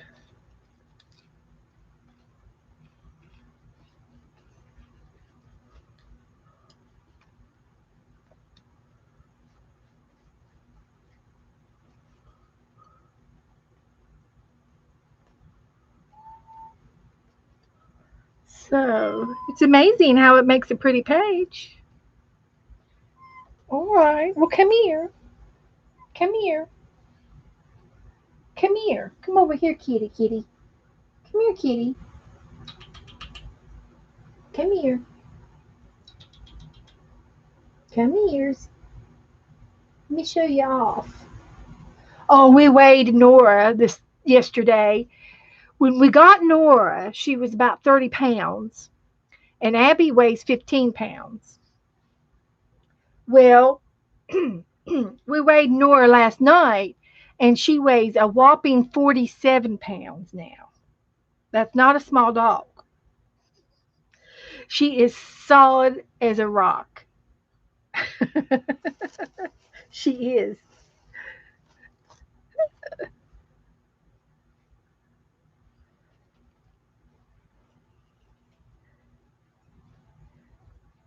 And when she comes into the house, she bolts into the house, or when she goes out, she bolts when she goes through the doorway. And you can't, I mean, it's like big, big bolt. She'll knock you down coming in the door. She'll hit that door with her shoulder like a football player. I kid you not. It's amazing.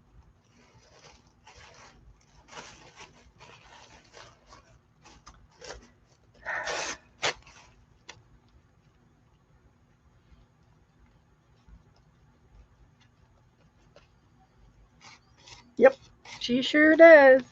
I think she's a tomboy. I told Joe I think she's a tomboy because she is just so rough and rowdy.